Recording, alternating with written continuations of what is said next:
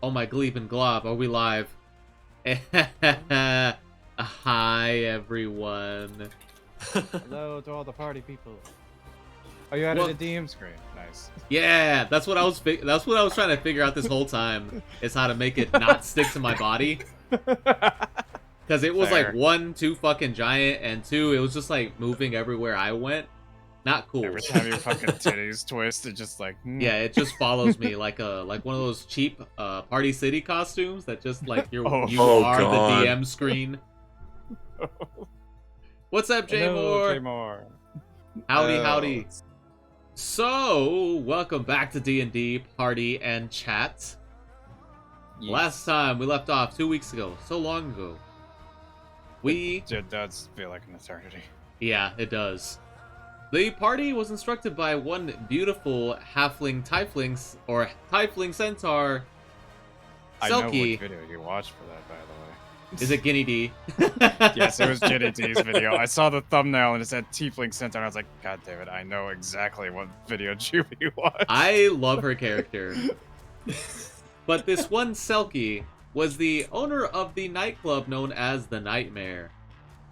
Upon entering the Nightmare, the party met up with one mysterious gunslinger named Helser, who unfortunately is not with us today. But they were given a small task upon entering Selkie's weird, multi-dimensional, universal, private room, on which they met a lovely tentacle named Honey. After pretty hot. After being instructed by Selkie to clear out a certain inn that if they cleared it out and made sure it was secure, they were allowed to keep it. So, Selkie gave them the key and they headed off to the once abandoned Golden Dragon Inn, only to find out that it's been infested with slimy, disgusting creatures. Ugh, slimes. Upon encountering a couple of those slimes, they also encountered an invisible creature that gave them a bit of troubles, but a few cloud of dagger strikes and a little blood tracing. The party was able to defeat said invisible creature. We join the party now on the second floor of the Golden Dragon Inn. Party, welcome back. It is on y'all. Alright. I think first thing we should do is go back downstairs, because there was more smoke cinder trails, but... Not slimes, disgusting. Don't everyone speak up at once, okay. Please don't, right? I'm not even here. I'm allowed to not speak. Yeah. Claude's gonna be just kind of walking a little bit towards the walls. He just wants to examine it. I'm still not used to Ram having control of their character. What the hell? But yes. Claude's gonna actually just kind of look around. Okay. Maka, you also have control of your character, mind you. I know. Ram's gone, bro. That's not noble, man. Well. Benny was there until they died a horrible death from a fall. Also, hi, Zero. I mean, I accidentally yeeted myself out of the building earlier, so... Okay, I'm actually being serious. Okay. And why is it so foggy down here all of a sudden? Oh yeah, I took the liberty of putting a fog atmosphere. Let me turn that down. Oh god. Oh.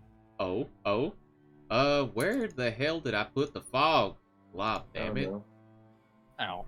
Oh, there it is. Atmosphere fog. Yeah, sorry about that. Wrong map. There we go. Yeah. Oh. Claude, what are you doing?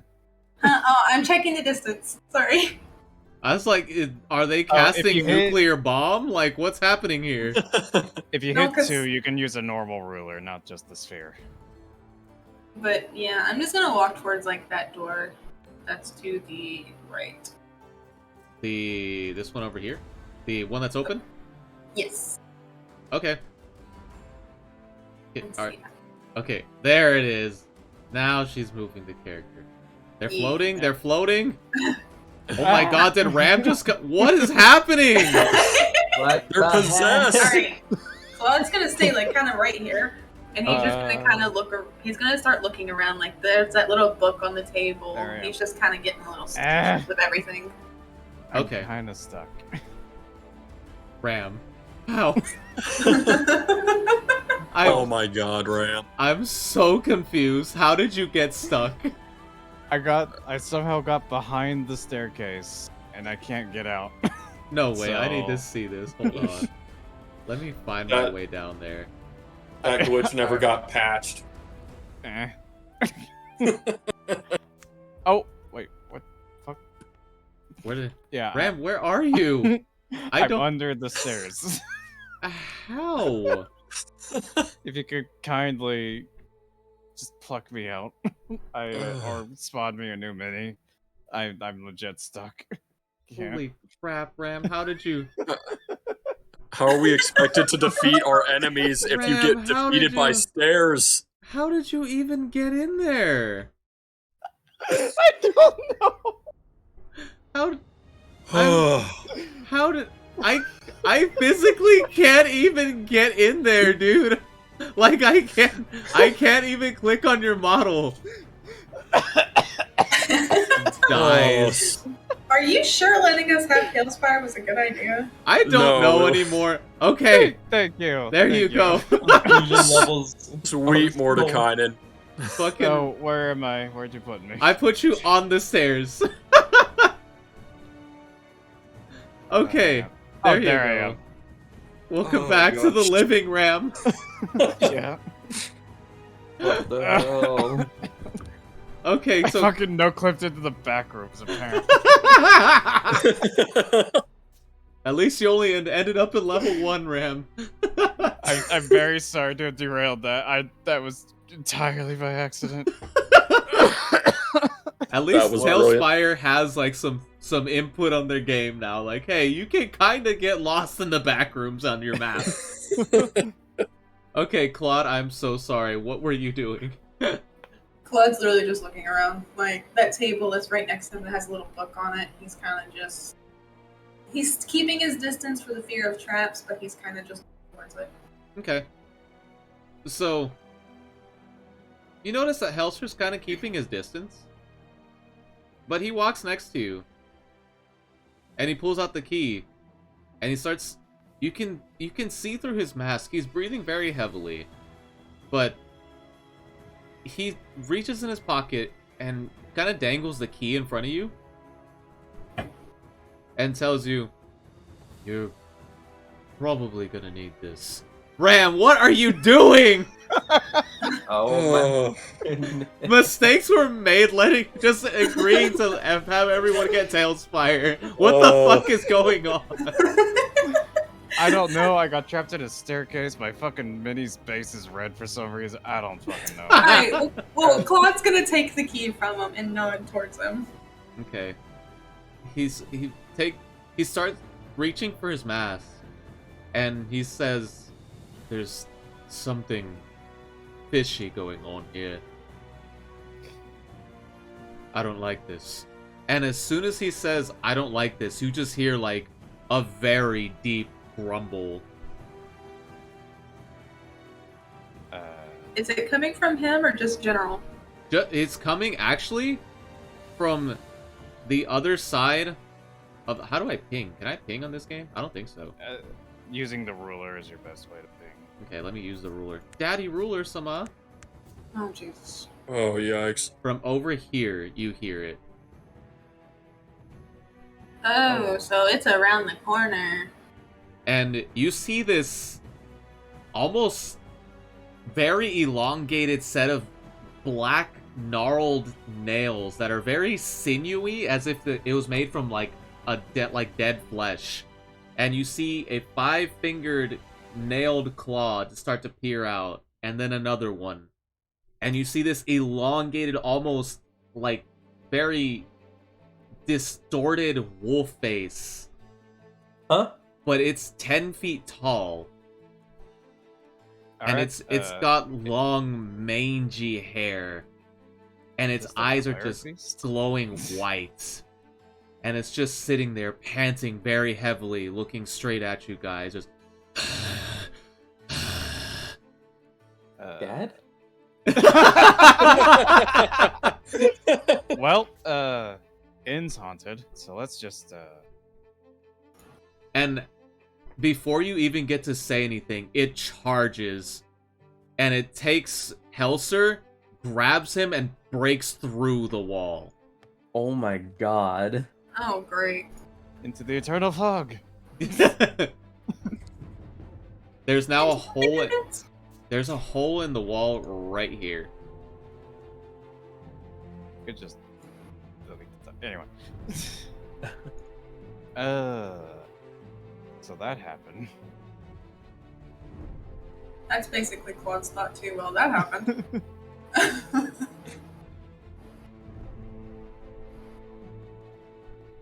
So. Oh, my stomach still hurts. Claude kind of looks back at the hole and says, I'm not going after him. Nope. This party's so independent this campaign. And in fact, Claude actually starts heading more Oh, into the room. oh god, it's so weird not seeing the cursor. It's just woo. But like, he again stays in the doorway because even though they've already been in here and they kind of already know there's no traps, he's still very cautious for any hidden that they may have not activated yet. Okay. So I don't. Which two party members were the ones in here in this room the last time? I think it was Helser and was it Vanny? Yeah, I was. Yeah. I picked up the hat in the book. The Okay. last time I was in here, Gotcha. Okay. which Okay. I need to hand off before things. Anyway, but Oh. I was gonna. Okay. I'm just gonna roll my how much psychic damage. I Holy took. shit! I'm Oh not my used God. to dice just spawning in front of me. What the hell? This game is cursed. Okay, so are you planning to explore the room, Claude? Yes, he's gonna slowly make his way though. Okay, so you do remember Helser being, or at least going in here briefly. You don't remember any of him saying anything or anything significant that he found in there, but he did get attacked once going through these doors by the slime. But I was the one that had that happen to. oh, that was Vanny. Okay. Yep, I kicked the door in and the slime spawned in front of me. So yes. The slime's been ridden of, but you see before you, there's the table flipped over. There's ignore the actual lit candles. They're not lit. But you see the burned out candles on top of the table. You see what looks like almost like an alchemist set over there on that far table. Book shelf right here, stock full of books. They're all kind of jumbled up all over the place. It looks like somebody was living here, and this, you would have deemed that this would be almost like what would be the King's Suite of the Golden Dragon Inn. I was just kind of gonna. My mouse will work. Your new one's Go over coming, here to dude. the bookshelf. It's actually already here. It's at my mom's house. Ah! I just have to. I get it tomorrow. Hype. Okay, but you're at this Yeah. table? Yep, he's at the table and kind of looking through the book, see if he recognizes any names. Okay. So, you see a couple of names. Roll me a history check. First roll a night. You can roll on the roll 20, or you can roll on Tailspire. Until we get everybody integrated into Tailspire, I'll let y'all choose. Yeah. Since I don't trust my mouse to do the dice on here, I'm gonna do your roll. It rolls on its own. You can just kind of like, "Nyeh," and it'll roll. Well, the problem is my mouse doesn't have solid clicks, so sometimes Oh. it'll just not click at all. Okay. Yeah, fair enough. If you want to go ahead and Yeah. roll 20, that's cool. Yeah, he's probably gonna fail it, but let's go. Oh, not too bad. Dang, it rolled a nat 17. Okay. Well, it was a 14 because he has -3 intelligence. Yeah. Okay, so a 14? Yep. Okay, cool. So, you haven't read a lot of books about magical studies, but you have, in your bardic ways, heard a couple of names dropped every now and then, and you've heard of some magical school off in somewhere in distant Eberron. You weren't exactly able to pinpoint the location of it when you were eavesdropping or having conversations about it, but you have heard of a school named Strixhaven, and a lot of these emblems on these books seem to resemble what you might think is its logo, and you kind of deciphered that seeing that some of the names on the top spine of the books say Strixhaven Library. And you see a lot of books on theoretical magic, on conjuration magic, alchemy, spellbinding to items. And then you see one book that is, it looks like the spine was like crudely carved into with like a really sharp pen or some kind of a dagger. And it's a brown leather book, and in the crude shape it says Tabby's Magical Item Journal. Claude's gonna immediately grab it off the shelf. Okay, you just swipe it off of there. Yep. Okay, as you swipe it off, you're just immediately met with like just straight up dust to the face. It gets like all in your nose, it's in your hair, it's pretty gross. He just starts kind of sneezing because he has a fox, so he has very sensitive nose, so he's just sitting there sneezing. Just like spaz sneezing, just that shit. Yeah, kind of like what you'd expect a dog to do if its nose is irritated. So That's literally just what he's doing. You just go into like a sneeze fit, like it's uncontrollable. It gets annoying after like a minute of straight sneezing. Anything that was like hiding in this inn already knows you're here from the sneezing. Like, I mean, the cleric piece was here, but yeah. The Dancer of the Boreal Valley appear. I'm just kidding. Oh I wouldn't god. be surprised at this point. Does Vicar Emilio want to make an appearance too while they're at it? Like, Yes. Freaking Mordekainen wakes up from a nap, grumpy. So you now have Tabby, a journal that belongs to Tabby in your inventory, Maka. if only this game had integrated character sheets. Yeah, it does have like little stats, but I don't think it doesn't have anything like spell slots and anything like that. No, it does not. Still useful, but not quite enough. Claude's can Claude's look gonna under walk this over bear towards... rug? Did y'all just simultaneously move in the same way like a real team? Jesus Christ, Oh, who God. are they? What Just kind wait of until- paranormal shit is this? Hey, their Just wait minds have until- become one. Just wait until Madeline Amelia Sidney Highwind is here. Anyway. Okay, Oh, God. so y'all are by the bunk bed, or the giant massive bed, not bunk bed. Ignore the bunk bed part. Just because she's small doesn't mean she sleeps on a bunk bed. There's adult bunk beds. It's fine. Okay. I mean, if I was that small, I'd sleep in one. Rude, first of all. Anyway. Bear rug. Yes, that is an actual bear rug. I didn't accidentally put it there.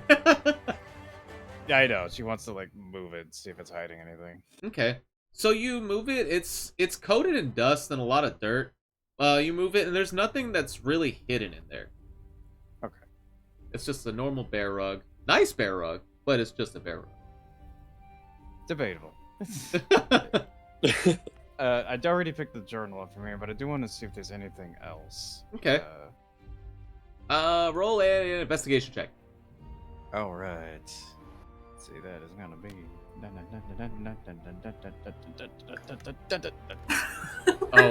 Oh, okay. Well, they're It's a 13. that's a 12. Oh, a 12? Oh, okay. So, besides the magical journal, you could, or not magical journal, besides the journal, you're able to decipher that a lot of these alchemical items are somewhat magical in essence. You do decipher it by your own machinations that they're probably expired, whatever this is on here. You can see a lot of the potions in the vials and a lot of things in the mortar and pestle are kind of rotten or moldy, or the liquids are very, very viscous, like a maple syrup type consistency. Oh, don't ruin syrup for me, please. And it's just not a pleasant smell. Like, healing potions don't necessarily smell like lavender, but you can tell this is probably expired healing components or potion components.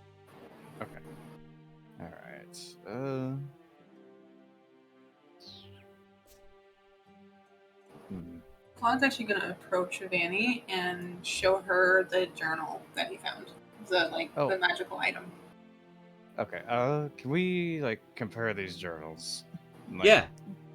Compare handwriting, contents, that kind of stuff. Okay. So you compare the handwriting, and it's actually the same handwriting. It's Tabby's handwriting for sure. Okay. So I assume the one that I have is a more personal journal, while the other one's like inventory taking, or Yeah, so what yours is like an actual like diary type of journal. And the one that Claude has is more like a inventory / ingredient list on how to make certain magical items, but it's not like a wiki how. It's more like a very jumbled, jotted list that the person taking the notes obviously understands it, but if you were to read this, it's like reading a third grader's math notes. Like, it's just fucking everywhere. So like reading a dot wiki. Gotcha. Yeah, there's like crudely drawn arrows, scratched out components, circles, smiley faces. It's all over the place. Just like a person who would have their name tag in their own house. Yeah. Claude's going to kind of look at both journals, and he's gonna see, like, reading through the diary briefly, can he pair up any where she might have jotted down her discoveries with any of the items in the inventory book. So you start comparing the two for that. You start like cross-referencing it. It's a couple of little lines here and there. It's like, yes, I did it, and I can't believe it worked, or oh shit, that just blew up in my face. It's like little baby comments, but it's not like there's no real discerning how the experiment went. She might be a person that takes like experiment logs. She might not. She could have taken the log with her, or she might not write them at all. But there's no real evidence between cross-referencing them for anything like that. Okay. One last question on the diary for me. Yes. So comparing the her final words, as far as we can tell, to earlier, how big is the difference? The difference in what? Like the tone of the words, or yeah, the tone going from I assume as bubbly and as her notes are to just oh shit, everything sucks, I'm about to die. You can tell that the diary for one is more personal. There's a lot of emotion written into it. It's a lot of excited. She uses a lot of exclamation points and a lot of punctuation when she's very excited. Whereas the inventory list, it's very straightforward. It's not even clear sentences. It's literally just jumbled fucking vocabulary and lists. But it is literally like a collection of the margin notes, not it's like, you know how they have the fucking the cookbooks, like Fallout cookbook, where it gives you the ingredients and then really shitty instructions. It's worse than that. Oh, so these are not reputable. These are Again, if the author reads it, I'm sure she'll oh yeah, I know exactly what to do. But if anybody else were to pick it up, you're like, what the fuck is this? Okay. But there is an obvious difference in tone from the first half of the diary versus the last half of the diary. You can tell that a lot of the stuff starts to go south whenever things get weird in the end, up to the very last page that she wrote. Okay. Oh, is there mention anywhere of oozes in the journal or diary, I guess? Not direct mentions of oozes. You, from the context clues of the last page written and the placement of the ooze that was in the door, you could decipher that she probably found another way out before after she had finished writing that sentence and discovered what it actually was. Alright, I'm good with journal questions, so Maka, if you have any, go ahead. Claude's just kind of still just reading through it. Because he's not the brightest, but because he probably has a pretty low intellect, he can probably read some of the third grade writing, but not a lot of it. Okay, I'm just kind of exploring dresser, I guess. Okay, so Vanny, perception check, please.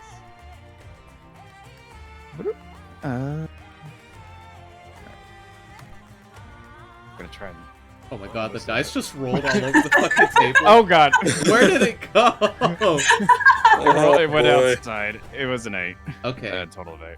So, there's nothing real particular about this dresser that you notice, as far as you standing directly in front of it. What if I open it? Oh, you're gonna open it? Yeah, Okay. it's a dresser.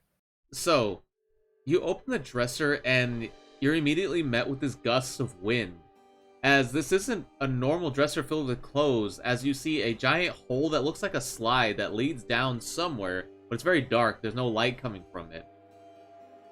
That's gonna kind of walk God, over. I'm still not used to y'all controlling the characters. Wolf, Claude's you're gonna also- hear from this room. It's like, hey, Wolf, there's a Yes. passage over here. That was exactly what I was about to do with Claude, was have him yell for him. Okay. So, Claude, you see the same thing. You see a very dark slide that leads out. You can probably, from you cross-comparing the journals and reading that last page, you might be able to think that Tabby probably took this way out. You wanna come with us, Wolf, or do you wanna, like, just stay there? No, I'll come with you. Oh, I can't. Okay. Gonna Someone else. drag the ass over here. Yeet! Don't be careful going over. Be There, careful he's on going top of over the walls. chair. That's how I got stuck behind the stairs. Okay. Hi, Trigon. Stop being down bad, but hi. Oh, sorry, Claude. I didn't mean to move you. Okay, Okay. just slam me into the wall, why don't you? Sorry. I mean, he does like that, but not in this context. Okay. Hang on. So Vanny's gonna look back. So we're going down there, right? Okay, so you... Okay. Claude said yes. Geronimo. Oh, Jesus. What Vanny takes the? What 3,000 hell? points of fall damage as they fall into the Yeah. abyss. You just see the "you died" in red text from Dark Souls as the game starts to reload. Says freaking smoked. Yeah. Wasted. Smoke weed every day. Same. Oh, God. Ding, ding, ding. Okay, But so yes, Vanny went down the slide. Yep. Is anyone else just going down? just full send. Just. Claude's going to. Okay. I'm just gonna eat. Oh my god! Wow. That was very cartoony. This was a mistake. Anyway. I guess I'm gonna go down too. Please be gentle. Gentle, you say. Yeet! Okay, Get your legit. ass. Where did he go? I Like- really don't know. Somebody clip that real quick and edit it and put the goofy noise on it. The goofy screen. He went so far out there. Like, I'm afraid I'll never come back if I go looking for him. Okay. What did you do to me? Okay, so look, oh, there you are, dude. You're way the fuck out here. Where is he? I don't know where on the map this is. I don't even know where I am because I'm watching Maka's feed. Like what? Dude, that's the edge of the map. I don't know where you went, dude. Oh my god! Hold on, I'm gonna go ahead and You kill you lost real me. quick, and I'm gonna reload the fucking board. Loading. Wolf comes back. I was in a dimension that was neither living nor dead. Where the fuck did the... Okay, I lost the map, apparently. Apparently, I lost the map, because I can't even see it anymore. Nice, Shubi. I don't know where I'm at. And I don't know how to get you back here either. Scuff. Just But... go west, I think, or a cardinal direction. Eventually, you'll find it. A cardinal direction. Just go in a direction until you hit something. I mean, in this case, there's only so many directions you can go. Anyway. I did not put vertical fog. Okay. I still have fog. Okay, so the crew that went down the slide. Yes. So y'all immediately are going down the slide and wait, do that again. What? That somebody had the measuring thing. Yeah. Hold on. I'm getting closer. Bro, what is this fucking game right now? Dinder. Yeah, honestly. Dang, dude, Wolf got yeeted so far. You dropped me, bro. I Wolf said be gentle. dropped you out of existence. Okay, Look so what you have done. So so our friend y'all disappeared.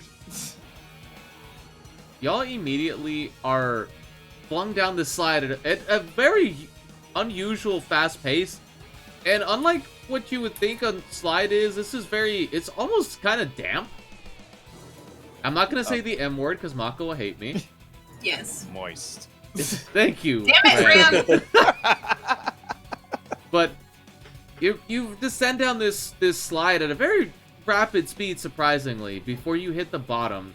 And it's not like a nice little graceful bottom. It is like literally like ass first into concrete.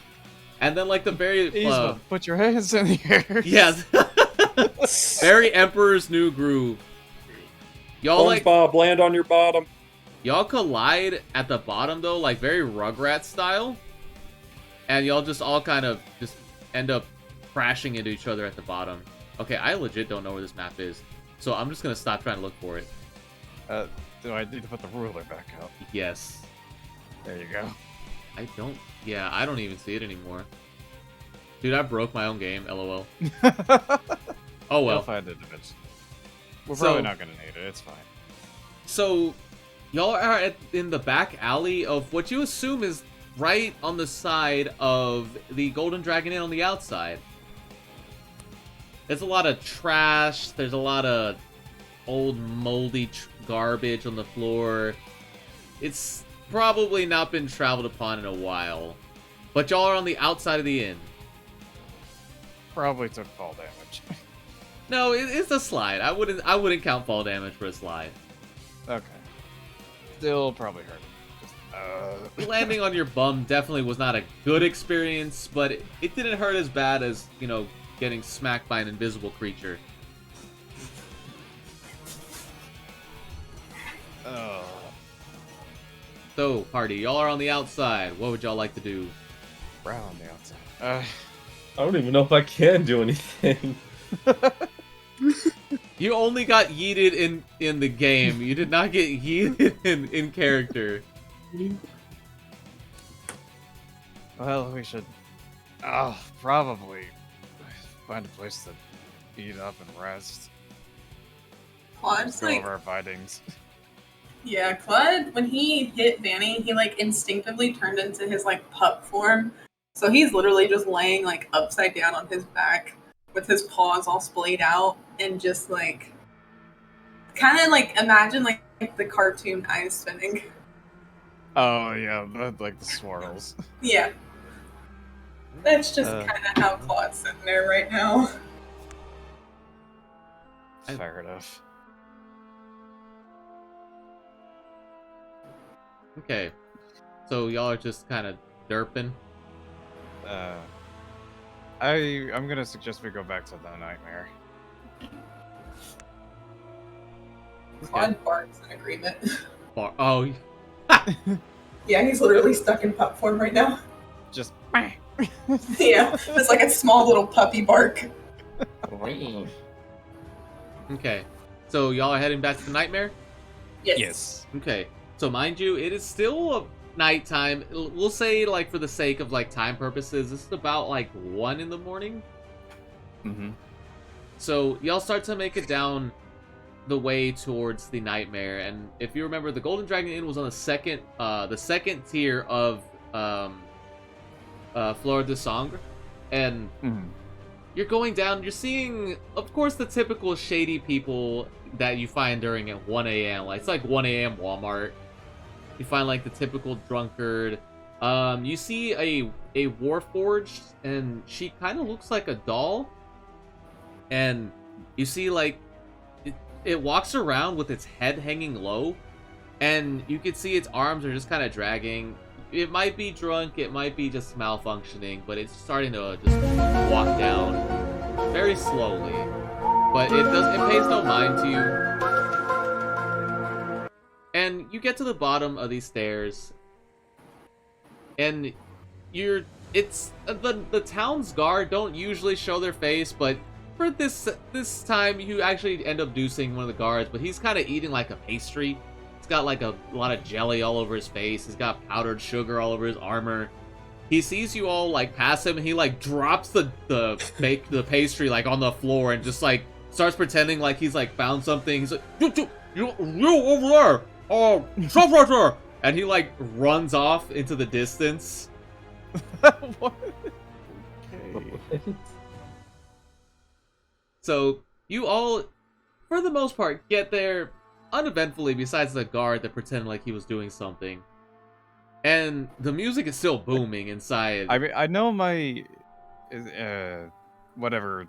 I know my insight's not great. Can I just like see what the fuck was up with that? With the guard? Yeah. Like, Yeah. Okay. You can I'm roll with that. more like trying to like see if like he's like panicking because of us or because he got caught with his pants down. Okay. 15 with insight, so 14. Okay.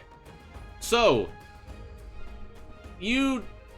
by judging by his body language and the way he just took off and the eye contact he made, like he was fucking off on his ship. Then he saw you guys and decided he's gonna pretend like he saw something and do work. He probably didn't see anything real. Okay. Okay, fair enough. All right, continuing. Okay. So the music's still booming and bumping. There's still strobe lights going on. They turn on the black light of the nightmare. There's still a bunch of people here. I'm just imagining the stains. Yeah. There's stains everywhere, and you don't know if it's blood or other stuff. But they are there. And you can see that the vampiric population that did clear out with that little encounter with Helser are back. You can see some aren't hiding their true forms, some are still kind of a little shy, but the vampires did come back, and they're all just kind of having a good time. There's various variations of blood tea on the bar top. There's liquor spilled everywhere, and you can see Selkie like in the middle of the dance floor, just like getting down, like centaur stripper style, like it's going down. Oh, Jesus. Upon, awkwardly she's awkwardly meeting eyes with you, and then realizing that she did meet eyes with you, she like puts her hair in a ponytail and just like trots over to you real quick. It's like, oh yes, hello. I did not expect you to be back so soon. That was crazy. You guys are really good at your job. So the inn is dealt with, yes? Yeah, about that. Oh shit. Remember we came in with like a hunter? Yes, the weird anti-vampire guy. Yeah, that guy. Yeah, I mean, I'm not gonna be shedding any tears over it, but he did get like picked up by like a scraggly wolf monster, and then just like got like they just crashed through the wall and just took off. I don't know what that was about, but we did clear out the oozes and the invisible bastard. Holy shit, you said a what? A werewolf monster? Like a regular werewolf? Or like, what? I'm a little confused. I don't know, he had like glowy eyes, and then he just grabbed him and took off. I have no idea what that was about. That is the craziest fucking thing I ever heard, and I am 1000% for it. Please tell me more. And she motions towards the bar. Yeah, Claude goes to find Karna. Is she still the bartender? Yeah, Karna's still, looks like she's kind of annoyed with her shift. You see her like cleaning up various stains on the bar top. There's like a couple like just tongue and mouth just like all over the bar, and she's like shoving them very angrily. She's like, "Could you please get the fuck out of here?" Claude's just gonna kind of jump up on the bar top and into her shirt. So So Because he's still in puppy form, so he's pretty small. fair.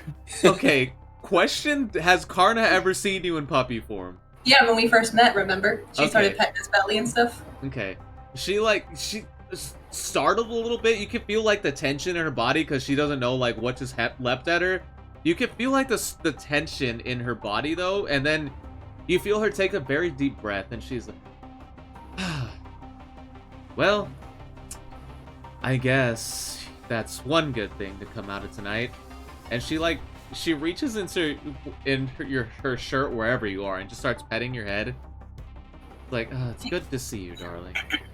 He's like kind of under her boobs, like resting against her hat. He's literally using her boobs as kind of like a hat, and he's like yes. sleeping right against her stomach. Can't Nature's- discount the nature's boob tent. warmth. My God. I mean, you got to find them natural pillows somewhere. Oh, Jesus Christ. Anyway. And not to mention, he is still beaten up too, because he does only have like 11 health, so he's got some damage to him too. That's pretty obvious in the pup form. Okay. So she like does that almost like that child thing where you look inside your shirt and like talk. And she's like, I really hope you're comfortable in there. Not looks exactly the like cleanest right now. He looks up and just then looks at himself as if to say, neither am I, and then kind of playfully sticks out his little fox tongue off to the side to give like a dopey grin. Just meh. Just meh. She chuckles a little bit and says, well, all right. If you're comfortable there, I guess it's fine. He's literally just going to nuzzle down. Like, he's like, I'm not leaving my safe place. Well, So, Fanny, are you following Selkie to the bar? yes. Okay. She offers you a drink. Being a Dampier, the scent of blood is very obvious to you, and you kind of get the sense that this is what you would deem as blood tea. Mhm. And she offers you a cup, and you notice that her cup is like a very bioluminescent, like radioactive green. Like whatever she's drinking, it's either really strong or really dangerous, or maybe both. Yep, that tracks. She Yeah, tips she'll- her cup up. She's like, well, cheers to whatever you're about to tell me. Yeah, and then she's gonna down the blood tea because it's been a day. Okay. The mixture of blood and whatever herbs they mix in to preserve the blood and almost amplify the effect for vampiric folks just hit your tongue and your palate immediately, and it's like almost engulfs you in warmness. It's like a warm hug from like an owl bear. It just engulfs you, and for the first time for the night, you feel physically good. You feel almost rejuvenated despite being a little fatigued from the battling in the inn.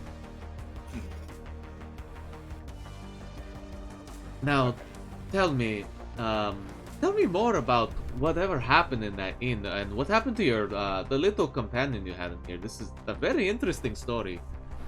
And she like puts her hand in her chin and she looks like a little child, very gleeful, looking forward to the next bedtime story.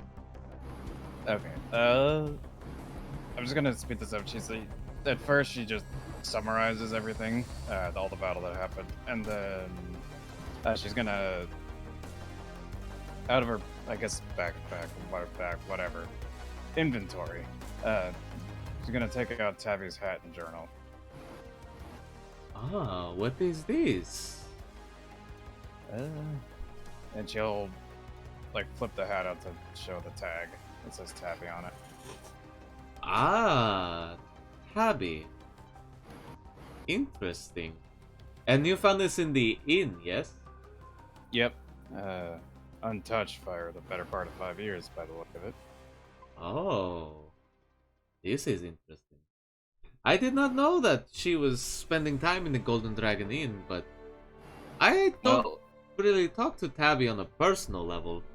I do know she that's was forced to migrate a couple years ago, but I did not know the story. Yeah, I don't know how she got in, and it was still locked when we got maybe she had another way in considering how we got out. It might be worth talking to her in a few, I guess. Hmm. I imagine she's sleeping as normal people do, I guess. I don't know. Sleep is for the weak. It's a waste of my time. Preach. But I suppose I should find her in the morning, and we'll have a nice little chat over some vignette or something. I at least appreciate you bringing back information. I didn't exactly expect the inn to be cleared in one night. It's been abandoned by and occupied for many years, so I mean, information is more valuable to me than anything. So I appreciate that. Yeah. I'm trying to think of actually where to take this. Oh fuck.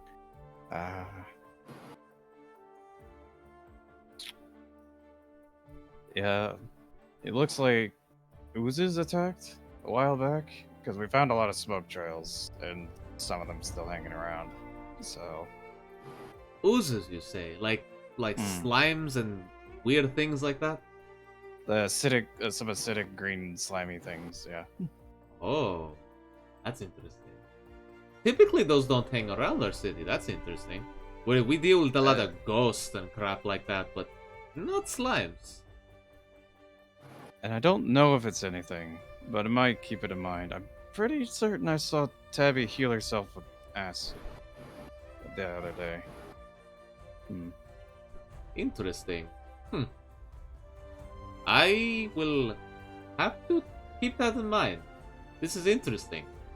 Not interesting in a bad way, just interesting. I learn new things every day, and it's lovely, lovely. Sorry, I'm adjusting my headphones. That's not in character. You're good, you're good.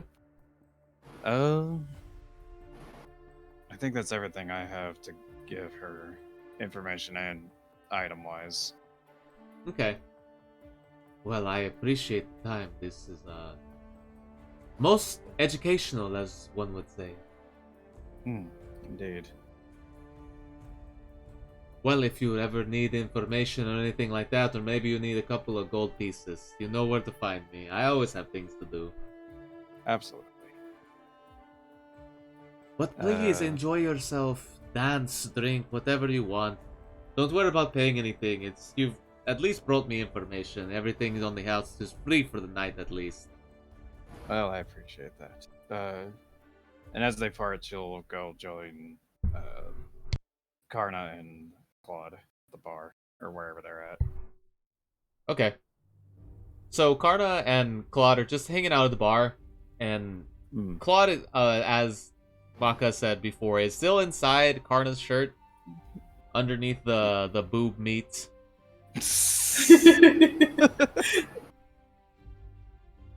But Karna locks eyes with you like, oh, hey there. Can I get you anything? Nothing to drink at the moment. Just got some. This company's nice, I guess. Oh, well, of course. Claude pipes up and says friend from underneath her boobs. Holy shit, you can talk in that form? That is the coolest thing I've ever seen in my life. What else can you do? Claude doesn't quite respond to that. I just imagine a tiny. Oh. So, Selkie returns to you all. And you can hear her hooves are a little more, they're trotting a little more fast than she was when she approached you. Oh, I forgot. This fellow over here, is needing to, a little bit of a tour of the town, if you will. He's new in town. So, if I could task you all maybe tomorrow, if you want to show him around or something, that would be lovely. I'll pay you like 10 gold pieces just to give him a tour of the town or something. And she moves out of the way, and again, Selkie's not small. She's a centaur, which, you know, the average is like 7 to 8 feet tall, with counting their horse body. Mm-hmm. And she moves out of the way, and a very eccentric Naga gentleman is behind her. Eclipse, if you would Eccentric is a like to, if you would like to introduce your character. So am I just standing behind Selkie then? Yeah. Okay.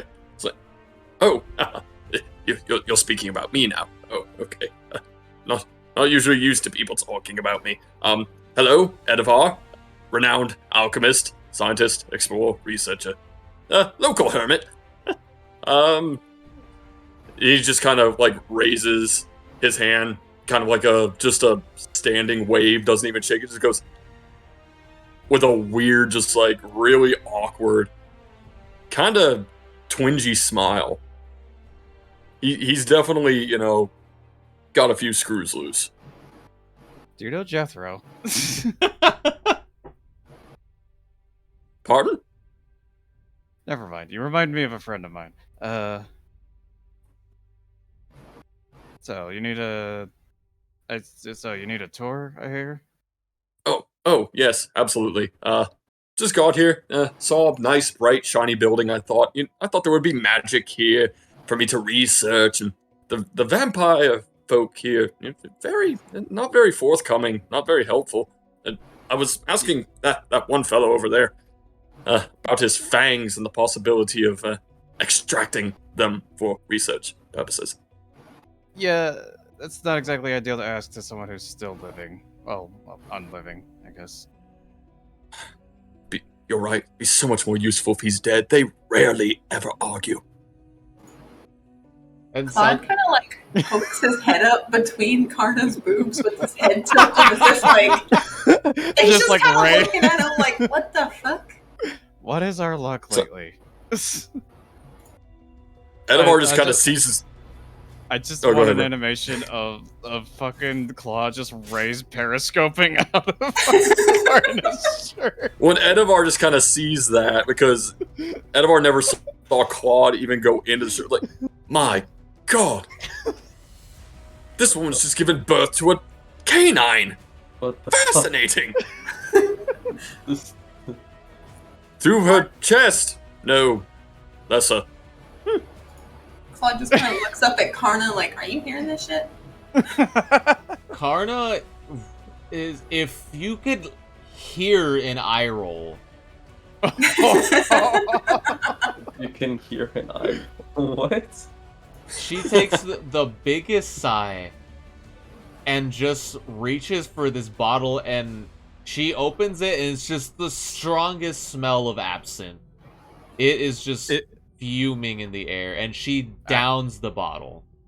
I'm just imagining that Mercy gif where she like gets the bottle of vodka and just flicks the cap and it just flies off. And Yeah, she just downs the fucking bottle.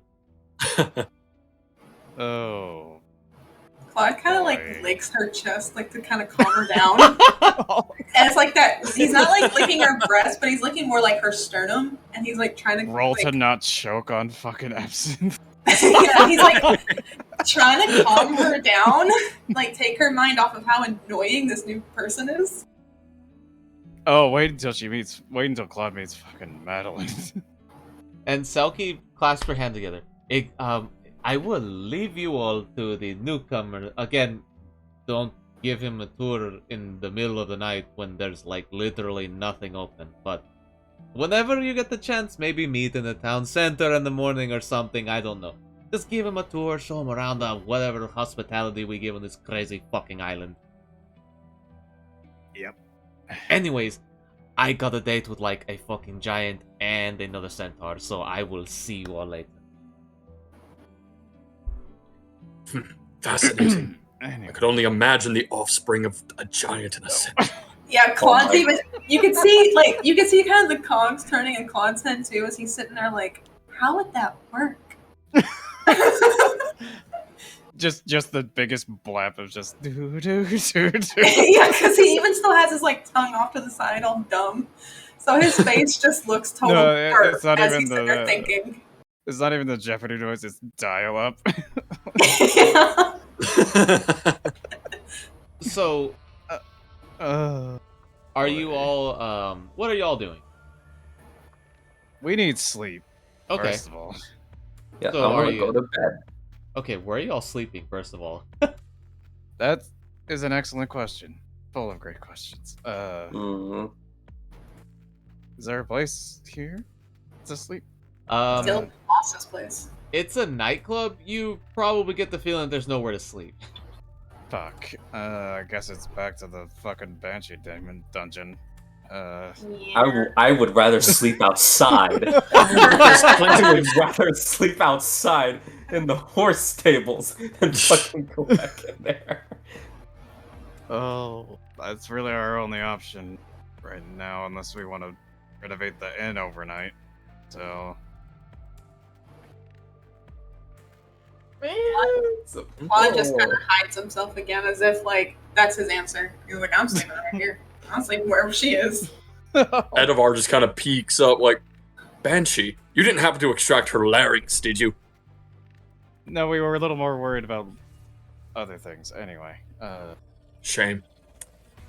So, before y'all, okay, so is someone going back to the Duke's Dame to try to sleep there? I know Wolf said he's not gonna sleep there. Fuck that, dude. I will. I've not had a bad experience there yet, so. Okay. Yep. That's the reason Claude's not going back either. He's like, nah, fuck that. Yeah, I don't really know what happened, technically. Yeah, because you weren't there when it happened. So Claude's like, yeah, he just wore flashbacks. Yeah, so I'm gonna go. Helicopters and spells. I'm gonna go to the triple D's and get some Z's. So. Okay. Claude's just thinking, I'm gonna sleep under these triple D's. Oh my god. What's wrong with you? You get a good taste of chussy for a few minutes. That is not a freaking word. Don't even. It is now. In no language in this game. He's like, he's happy where he's at. He's like, no. Anyway. Claude got some of that shift tussy and now is sprung. Jesus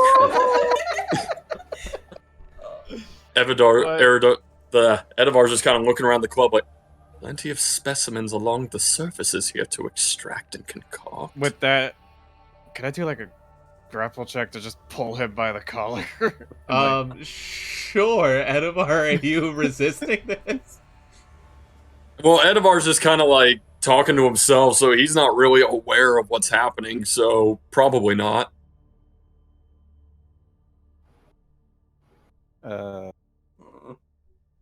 Okay, so if he's not resisting, Vanny, then you don't have to roll. Okay. So yeah, she's just gonna take him back to the triple T's. Okay. Okay, Wait, so where are we going? the interesting one is gonna be Wolf. Where are you sleeping, dude? Bro, just put me That's under an a X. tree. Okay, you're gonna sleep in a tree? I'm gonna sleep under a tree. Okay, You there's could a go tree. sleep on one of the tables at the Golden Dragon. I mean, There's a couple I of don't- trees that you could perch under, Wolf. There's actually a really big one near the Duke's Dame, right there by the docks. Put me over there. I'll sleep right over there, and I swear to God, if something happens, Okay. I can't trust anywhere. So, I will narrate the next morning right after I narrate this. Okay. On y'all's way out, except for Claude. Claude's staying with Karna, and Karna's got to finish her shift before she goes to sleep. But y'all all do see this. You see a very husky, medium-sized individual Okay. dressed in very colorful clothes, almost resembling the outfit of a clown. Oh no. He has long green hair and face paint of a clown, but with a perpetual sad face. oh, I hate it. And you can Anyone? see him going up to every individual he's known with a piece of paper, and just anybody that crosses his path, a piece of paper. I don't like where this is going already. He gets to you, Edevar. Still being dragged by Vanny, who's probably trying to speed up. And as you're being dragged, Edivar, you hear... Oh, excuse me, sir. I'm looking for two individuals. They've seemingly ran away from me, and they're very valuable assets. If you could please, anything would help. And as you see the piece of paper, you see a white-haired kitsune male, very well dressed, and a shifter that looks kind of barbarianish, pretty muscular. Please, if you could, if anything would help. I am centered in the southern part of town. I'm staying here for the week or so. If you have any information, please find me. Would Claude recognize his voice straight away? Claude and Adonis, you both recognize the voice. Oh no. What? So Claude is gonna sink further in Karna's shirt, and he's gonna be growling, but it's gonna be quiet enough where only she can hear it. Okay, so feeling the vibrations of her growling in between her titties. Oh, Oh my god. The vibrating pussy. all she wanted was to calm down. Karna, you hear Karna say, "Oh, bad friend, I'm assuming."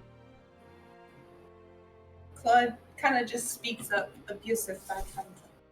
We escaped. Okay. I'll keep my damn mouth shut then. So Edivar's just gonna look at this piece of paper. He's kind of more like focused on the kitsune. It's like, oh, a fox fellow. I haven't seen one of these in many ages. Rather fetching young specimen. Tell me, what is the purpose of your reclamation of this specimen, if I might ask? Oh my god. They are assets to my carnival. They are under contract, and they owe me some time. We've lost a lot of financial stability due to their, sudden departure. I would really like them back. Interesting. Good. If I happen to find your lost specimens, your friends, your assets, I don't suppose you might be willing, as you have ownership, clearly, if you might be willing to part with perhaps one of your little fox fellows, perhaps some of his fur, maybe a fang, for research purposes. Oh, that's fine. I just need them alive. I don't need them whole. Say no more. And He's gonna snitch. Out of like, I hate you. if you can bring me these fellows, he says it really loud. It's 10,000 gold for whoever brings me these two. You bitch. And you hear the club just goes silent. You just start to hear him murmuring and whispering. Anyways, I have a bit of more searching to do. Toodaloo. Fairly well, my good fellow. Well done. You're lucky that he's about to leave. Okay, so Claude is sleeping wherever Karna sleeps. I will narrate Vanny and Edivar first. So you two are heading to the Duke's Dead Dame, correct? Well, I guess. I'm heading there and bringing him along. Yeah. Okay, so you're dragging Edivar over there. It's rather forceful, aren't you? Goodness. So, you know that the Duke's Dead Dame, even though it technically closes, quote unquote, the Duke's Dead Dame stays open for those who personally know the owner of it, right? Mm-hmm. So you're courteous enough to knock, and Lumas opens the door like, "Oh, well, howdy doodly there," whatever people say to greet each other in the middle of the fucking night. Come in. It's really dark outside, and I don't like the way the moon looks tonight. She, walks in, still dragging out of our. You know, I have to agree, the moon seems awfully disproportionate tonight. It's very unsettling. And with about that time you finish this, she plops him into a booth and then goes down to the basement. Vanny, the snake man, who is this? I don't know. I got stuck with him. Oh, many apologies. I'm so sorry. Please, allow me to introduce myself. Eberron, renowned alchemist. Sort of a loner, if you will. I live in the forest. Sorry to intrude upon your person at this late hour. Charmed. I'm Lumas Nepal. I'm the owner of this fine establishment, known as the Duke Dead Dame. Pleased to meet you, I think. Likewise, my good fellow. Now, Vanny, is he staying here for the night, or... Just for tonight. I'll be finding him a better place, but it's 3 in the morning. I want some sleep. Please. Got it. Mr. Eberron, you said your name was? Quite, yes. How may I help you? Here, let me show you where the beds are at. And thank you. He leads you behind the coffee bar top and into the bottom of the stairs into this hidden, almost cellar-like dorms area in the bottom of the Duke's Dead Dame. He leads you to a room on the right with a bed. It looks kind of messy, almost if somebody got up in a hurry. You can take a nap over here, whatever you I'm sorry if this comes off a little weird, but I don't know if you snake people take naps or whatever, but you could rest here if you need it. Oh yes, we're quite fond of naps, actually. Sleep, naps, tuckered outs, if you will. Yes, we enjoy them. Okay, awesome. I'm gonna retire for the night. It's very late. Good night, both of you two. Oh, good night, good evening, goodbye. And Yes. you just hear Lumas start mumbling like while he's going up. This fucking city gets weirder and weirder by the fucking second. Now, Claude. Mm-hmm. Karna finishes her shift about 5 in the morning. And you can feel the tension in her body is like she's pretty stressed. She's pretty tired, she's stressed, she's probably a little irritated, a little drunk. She starts to make it towards her dwelling in the second floor of the city of Fleur de Sombre. And she starts to unlock her door, and you can see she doesn't live in a necessarily nice home. It's a very small one-story home. It's got 1 room, 1 bath. It's like you know that meme where it's like a guy's bedroom and it's like one of those lawn chairs and a small TV on the floor with his PlayStation. It's like the Dungeons and Dragons equivalent of that. It's like a couple of books on the floor, a candle, and like a small seat cover. You can tell that Karna, while as colorful of a personality as she is as a bard, probably isn't really good with decorating or interior design. And she kind of embarrassing. You can feel her warmth emanating off her body as if she's kind of embarrassed.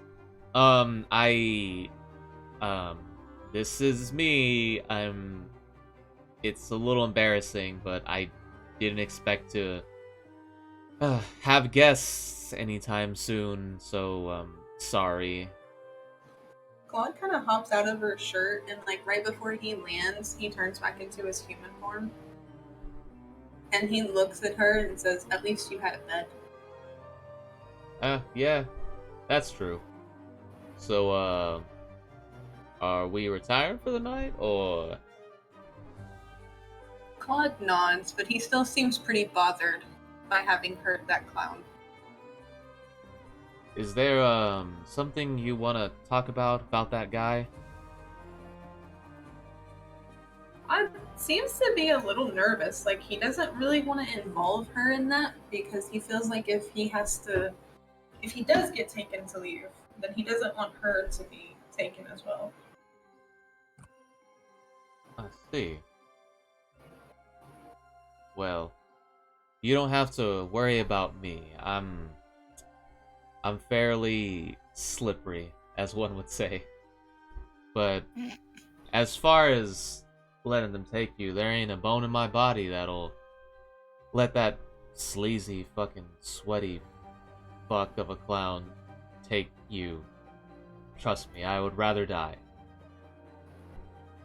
Claude kind of like tells her bits and pieces about what life in the carnival was like. The constant starving, abuse, never having any money. Worked until they literally were bloody. Well, shit, darling. That's, a hell of a backstory you got there. He just kind of smiles all cheerfully, as if, like, basically he compartmentalized it. So, like, he went into that compartment for a minute, but second he decided he didn't want to anymore. He's back to, like, cheerful Claude, and he's just kind of smiling and says, "Yeah, well, now I'm here. No more of that." Well, I hope to keep you here as long as you'd like to stay, so if you need help against anything, like some clown guy or shit, you want to throw a dragon at me every now and then, I'd like to say I can hold my own. Claude just kind of, like, falls into her bed. He's clearly more relaxed, and now the sleep is kind of getting to him. Okay. So you both retire for the whatever hours you might end up sleeping. Adonis. Oh boy, what's up? You climb into the tree. You're a little pissed that you don't have a bed, but you'd rather be pissed in a tree than scared in a basement where there's ghosts. Oh yeah.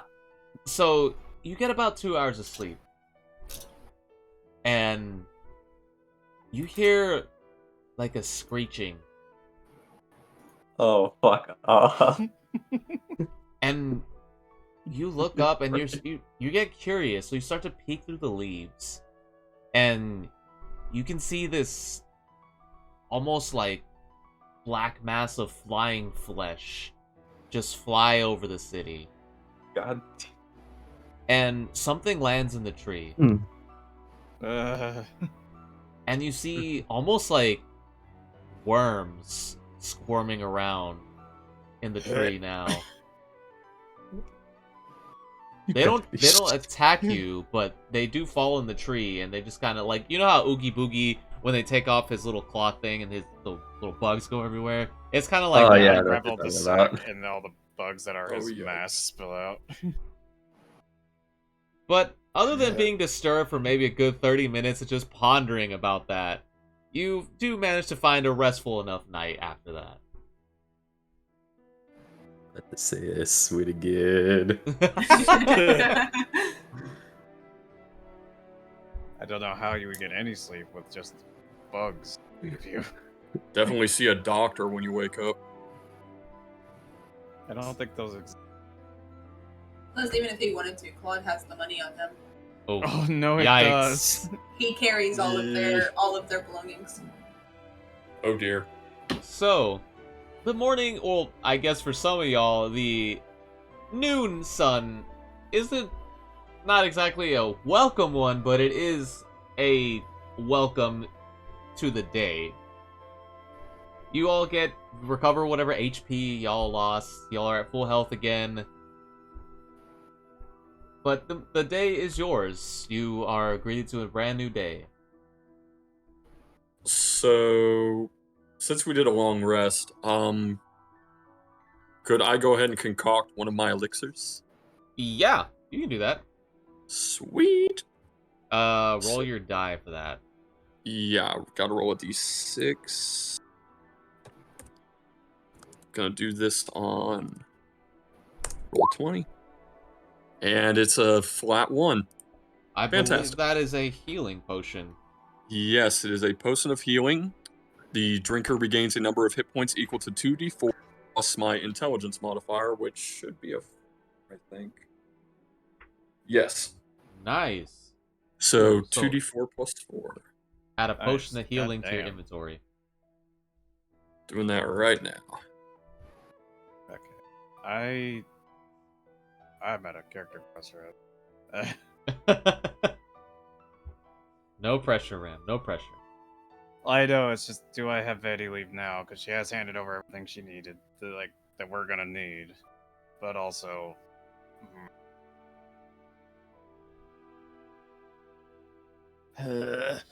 Totally up to you. You know what? Yep. Vanny's out. Vanny has to go check on things and stuff. Okay. So So probably hasn't heard word from anybody for a while and is probably concerned. So gonna head out. okay. So for character narration, you get a letter. Lumas holds a letter for you whenever you wake up, and Lumas is normally grumpy, but like almost like a welcoming grumpy, like the village kook that kind of likes you, so he's not super mean to you.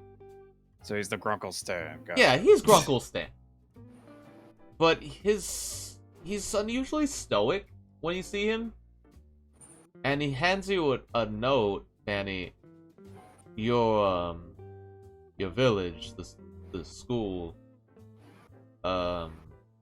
This is a report from one of the town's guard that was asked to check on it, and radio silent. The guard didn't come back. This was brought by another messenger. She'll take it and look it over, I guess. Okay. So it's not written in very poetic English. It's a report. So it's got times, so it's like midnight, nothing, dead silent, other than a couple of wolf howls in the distance. 1:30. Heard a weird screaming. Gonna go check it out. 1:45. Shit, it's after me. I can't write for much longer. I don't know. It's taken out 3 people already. I hope someone, and then it just abruptly ends, and then you see a bit of a blood stain on the bottom of it. And with that, she is running the fuck out of there because that's not good. So. Okay, so Vanny bolts out of there, and Lumas is just like, Vanny, wait! But Vanny is gone in a full speed sprint out of the town. Yeah. Okay. So, other characters. How are y'all waking up? Eggs and bacon? Pancakes? Other kind of cake? They'll sound good now, actually. Claude's gonna wake up, his head like buried in Karna's chest, because somehow he fell asleep like cuddling into her. Okay. I'm gonna go get some water. You got it. So, Claude, at this point, you've spent a few nights with Karna at this point. She's not a pretty sleeper. She like got her arm like kind of dangled off to the side. She's got her mouth wide open. She doesn't snore, but it's like it's not a pretty sight. But she kind of like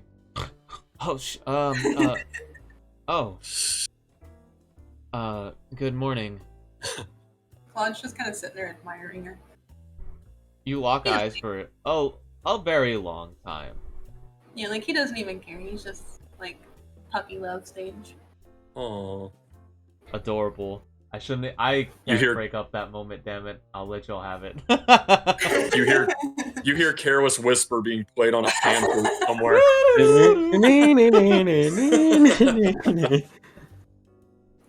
After a couple of minutes of just getting lost in each other's eyes, though, Karna just like, should we get dressed for the day? Claude kind of snaps back and like he's like blushing now, and he kind of nods because he knows if he talks, he's gonna stammer really bad. Okay. So, the lovely Eberron. Yep. Eberron kind of woke up early to kind of tinker around with his elixirs as he does as part of his morning ritual. Okay. He was hoping for something a little bit more unique, but just got a simple potion of healing to which he was very disappointed with. Okay. Just standard healing. Seen that one a million times. Lumaz has been awake for a while, and he looks at your disappointment like, you realize that that's quite the commodity around these parts. You know that, right? No, actually, as a matter of fact, I don't. And I'm not from these parts, or any parts, really. Sort of stick to myself, not really much for social mantra or understanding the valuability of certain commodities. Do you want it? I mean, I'm not gonna say no if you're offering. Oh, excellent. I suppose you'd be interested in a trade. I'm sort of looking for any valuable or useful, I suppose is the word. Or is it the word, or would they be valuable too? Matters not. I'm looking for herbs I could use in my alchemy, if you know of any, or perhaps have some within this establishment. Listen, dude, I got coffee and I got tea. I do know a certain alchemical wizard that probably has a few components you can use. Oh, excellent. If you could point me in his direction, I would love to be able to share alchemical history and just wisdom with him.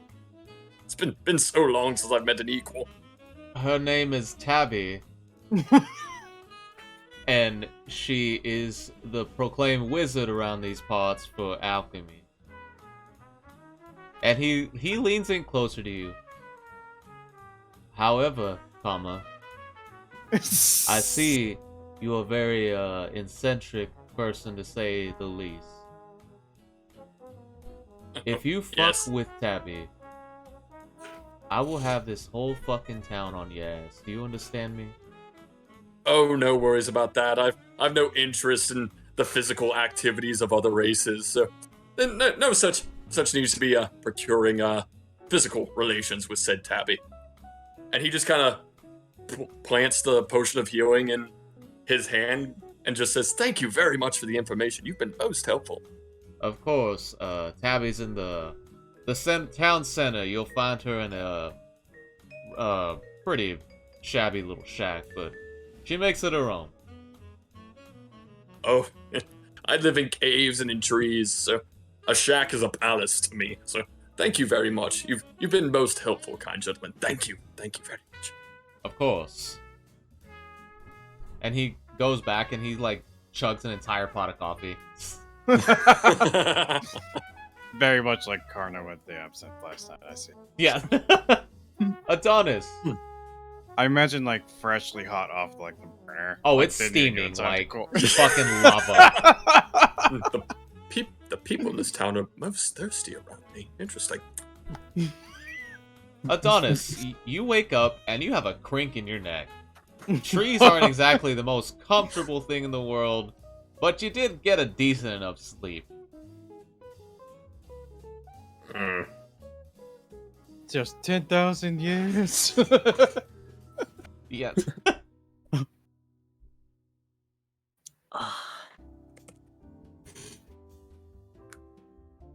Thinking my neck. I'm gonna try to move my neck around to see how really bad it is. Okay, so you start to do the neck stretch and twirling your neck around, and right as you get to the right side, leaning your head towards your shoulder, you feel that really dull pain. Ooh, I don't like that. That definitely trying to pop, but definitely won't do it because fuck you feeling. Yes. Yeah, it's just I hate those tension feelings. Oh my that you God. can't really get rid of. Worst. Is there any chance I can go to someone to get this rubbed out or something? Just go do a masseuse. Oh, yes. Did you say have that no out loud? money. Yes. Okay. You hear 3 giant footsteps, and they're the big feet at the base of this tree. Oh no. You see the branches pull back, and you see Tiny's face. Oh, hi, Tiny. I can fix that for you if you want. Oh.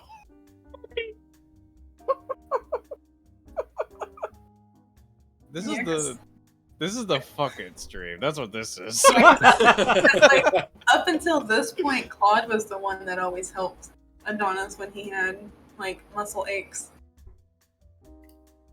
Yeah, but since you're laying there in a nice pot of bosom, I have no choice. but to take some Okay, Oh. Adonis, make a Constitution Wow. saving throw. God damn it! Already. Oh Okay. God. You got this, dude. You got this. Shut up. Constitution. At Oh. least you're not negative. At least you're +2. Oh, Okay. speaking Okay. speaking of, I do need to edit my sheet that I can have my new character stats instead of. So Adonis, Mm-hmm. you can feel he's got very calloused, rough hands. He's got the grip of like a giant crab. Like he's got a vice grip. Oh, ouch. But Yikes. surprisingly, he's very dexterous with his hands. He's not like he's not Cool. brutish. You can tell that the way he's massaging around the crink in your neck, he's probably done this before. Oh. He applies pressure, Ooh. but it's like the perfect amount of pressure, and you can feel the muscles not only your neck but like your upper shoulders just start to loosen up and feel good. It's about like maybe 2 or 3 minutes of that, and your neck feels all right. It feels almost good as new. Oh. Feel any better? I actually feel a lot better. He puts How- his fists to his hips and just like lets out this big boisterous anime laugh, like ah, ha, ha, ha, ha. Oh, Oh, that's no, good no. to hear. Oh. Like, Well, no one's You've just asleep gotta- now. You just got a massage from All Might. He pulled a Ringo through. Okay. No need to fear. I am here. Yeah.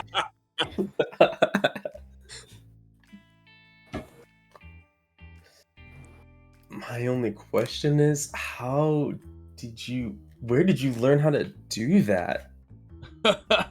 I used to be a well-known masseuse around these parts, actually. He like looks down and his eyes kind of change because he was happy, and then you could see almost like a cloud of sadness go over his eyes. I owed a lot of money. And well, let's just say the sharks came for the building. And yeah.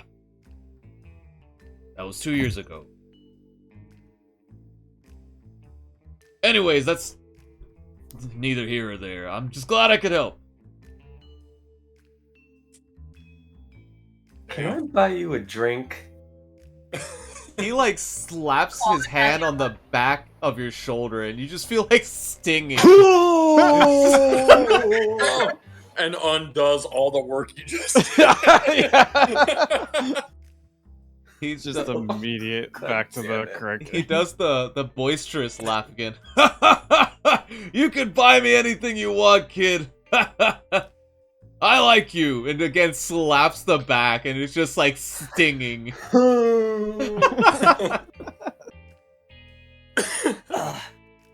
Just regular, nothing exotic. Ow. I need to go. Okay, just meet me in the tavern. I gotta go see my friend because he's got my gold. Sure thing.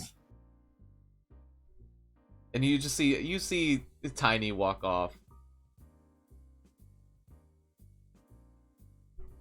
This is why I rather remain social. Shit like this. I remain antisocial because shit like this.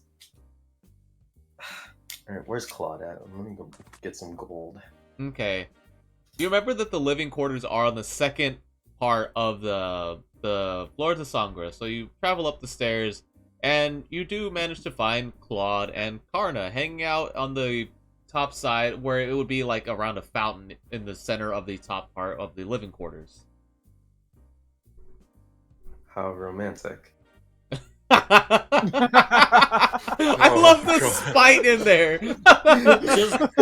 just the shade. I have no love story yet. You gotta give me a while to develop. Oh, this whole campaign has been just so good. So, Claude and Adonis and Karna are Ooh. y'all are all three in one circle, and immediately, like the rabbit from fucking Alice in Wonderland, like you just see this small, thick little goblin with a big old hat, just like running with a bunch of potions in her hand, just like shit, I'm late. And she has like a piece of peanut butter toast like in between her teeth now. Oh, for She's just like sake. running like full speed towards the stairs. What the fuck? Oh my god, she's me when I'm late for work. Claude just kind of looks over, like trying to see if it was Tabby, and It- trying it- to make sure she was okay. It's Tabby. And in typical Tabby fashion, as you've now come to notice, she is fashionably late to her own shop opening. Wow. Claude like yells for her to be careful because he's not close by to heal her knee again. She turns around. Wait, what? Oh, Trips on her dress and I know. tumbles God all the way down the damn it. stairs. Claude just kind of face palms. He's like, "This is what I was trying to prevent." You just hear from the bottom of the stairs, I'm okay. I just imagine there's like that face line with the and then just boom, boom, boom. Just steam coming from the back of her head. Just I'm okay. Claude just kind of sighs and hangs his head like, "Not again." Because his first meeting with her was her freaking injured knee. so. But then he also looks over to Adonis and says, "Hold on," while he kind of starts heading towards Tabby. Okay. So Tabby, you see, is like face down in the stone at the bottom of the stairs at the first level of the Fleur de Sangre's level. Claude just kind of like, he just kind of picks her up since she's so small, and like stands her up, and like brushes her off. She looks at you with like the biggest like puppy dog eyes, and like she's trying to brush herself off and just thank you. You always seem to be around when I fuck up, which I do a lot. But thank you either way. Claude like looks her over for injuries before he like lets her go. You can see she's bleeding from her arm. He touches her arm and casts Healing Word. Oh, you're so sweet to my Tabby.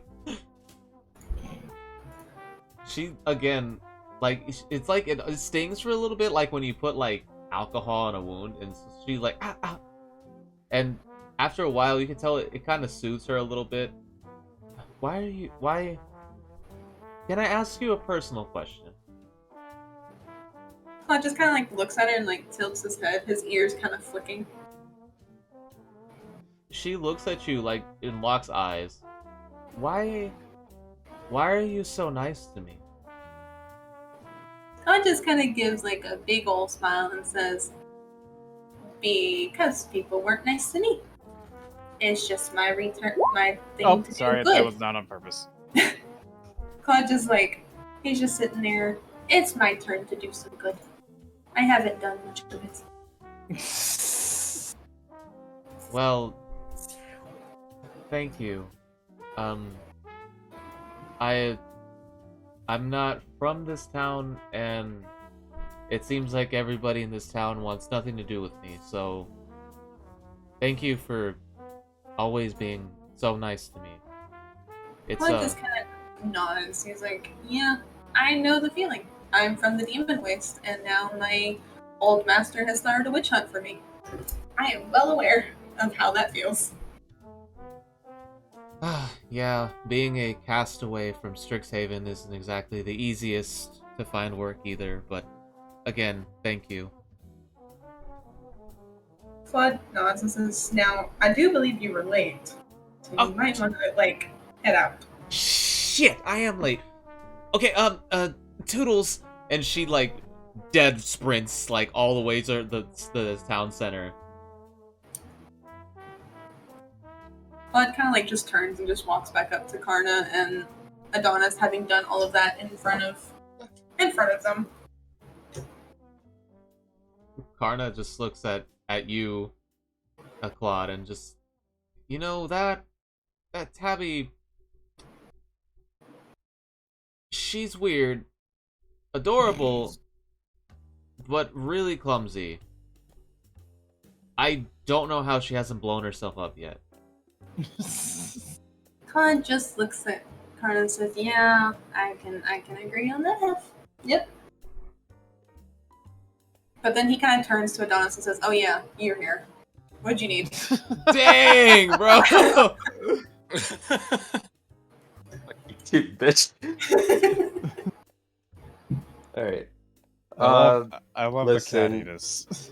Great. Look, long story short, I slept outside last night and had a little crink in my neck, and Tiny surprisingly helped fix my crinky neck, and now I owe him one, so I need at least half of the money. Claude just looks at him and says, "Well, all the money you have left is just 15 gold and 20 silver, but I'll give you half my gold." So he gives him 66 gold pieces and his 20 silver that he already had.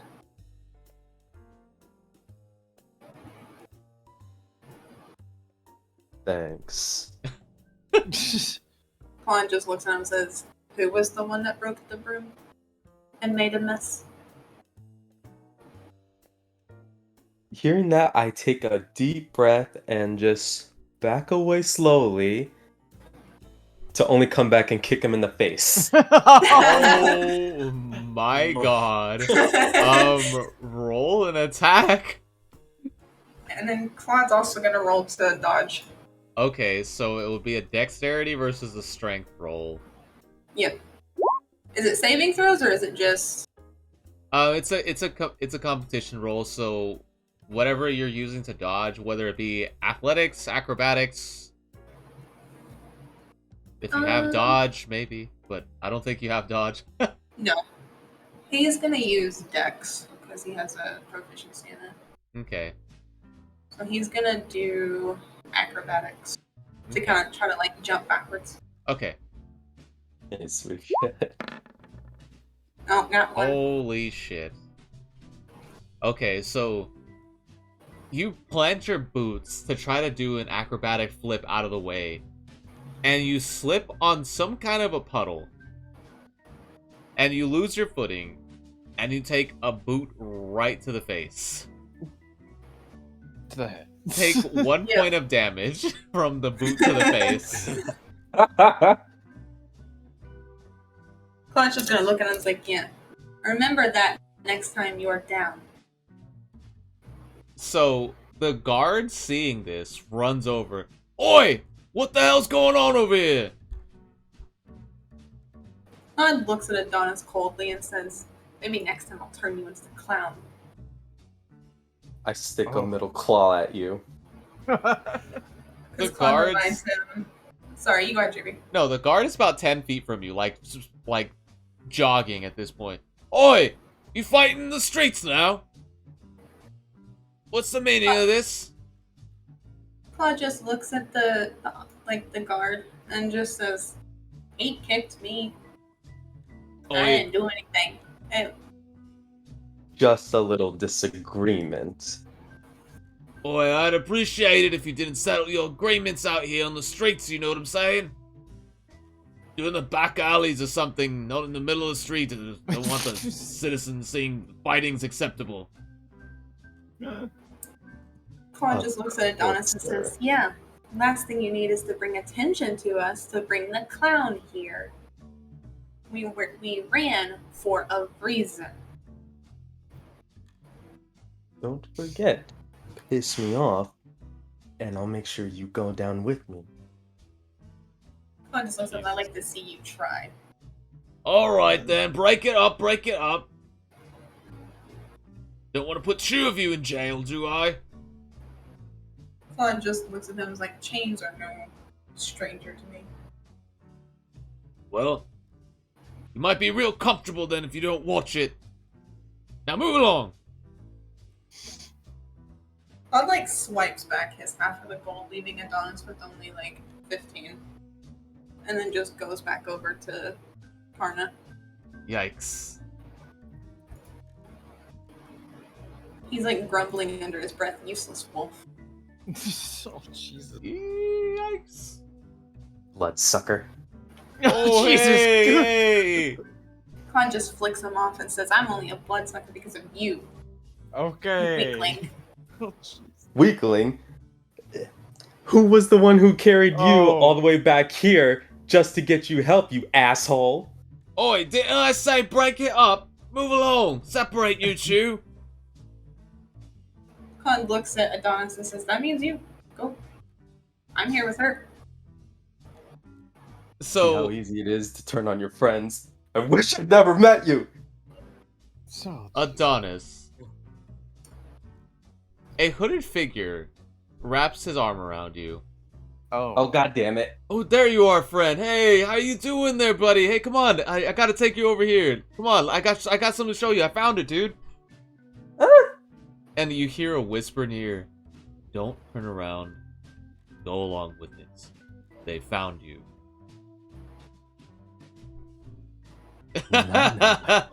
Oh, come on, buddy. Let's go. Come on. I got something to show you. Lead the way, buddy. Sounds like Madeline's about that murder mystery. Because Now, Claude, you see this hooded individual take Adonis away. Not forcefully, but apparently it looks like he knows him. However, you see Penny Jenny, the town mayor, talking to somebody. It doesn't look heated, but the conversation does look a little intense. Klon's like on guard now because the hooded figure was suspicious, but now that the mayor is talking to somebody, it's even more suspicious. So Claude's like, they're about to start a witch hunt. Like, that's like when his instincts are screaming, like, it's witch hunt time. Like, he needs to flee. Okay. He's in like mega fight or flight. So Penny Jenny starts to walk over with this individual. It's not the clown. But they seem very, but from the physical appearance, they seem very, I guess, intuitive. Ram, would you like to describe your character? oh, right. So talking to Penny, you see a figure in a lot of red and black, walking on a cane, heeled boots, looks about like a half elf with greenish dark hair. About everything for that. Okay. So Penny Jenny walks over with this character, Claude. Hey, can we talk for a second? Yeah, of course. What can I do for it? The some of the new revivals, well, they seem to be, it leans in closer to you. Wanted? Yeah, does seem to be the case around here. There's the Now, between you and I, the individual looking, that weirdo, sad clown guy, I don't really like that guy. So I'm gonna give the two the benefit of the doubt, but I need to know why they're wanted and who this clown guy's supposed to be. He's asking everybody, so keep it on the low if you could. But I'd at least like to know what the heck is happening, you know? Absolutely, good mayor.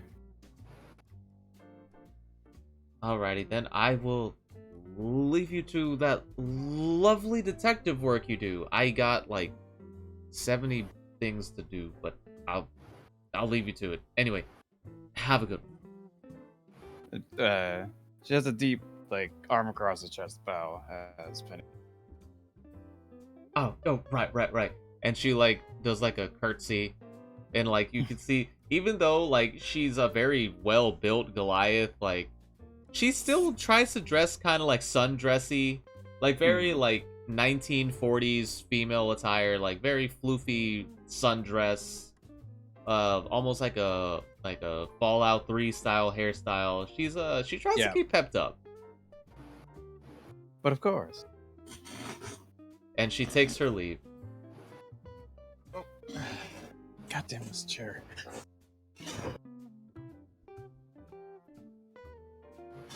Alright, sorry about that. You're good.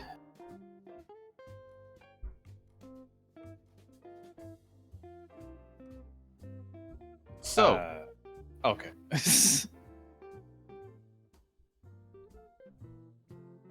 are you approaching Claude and Karna?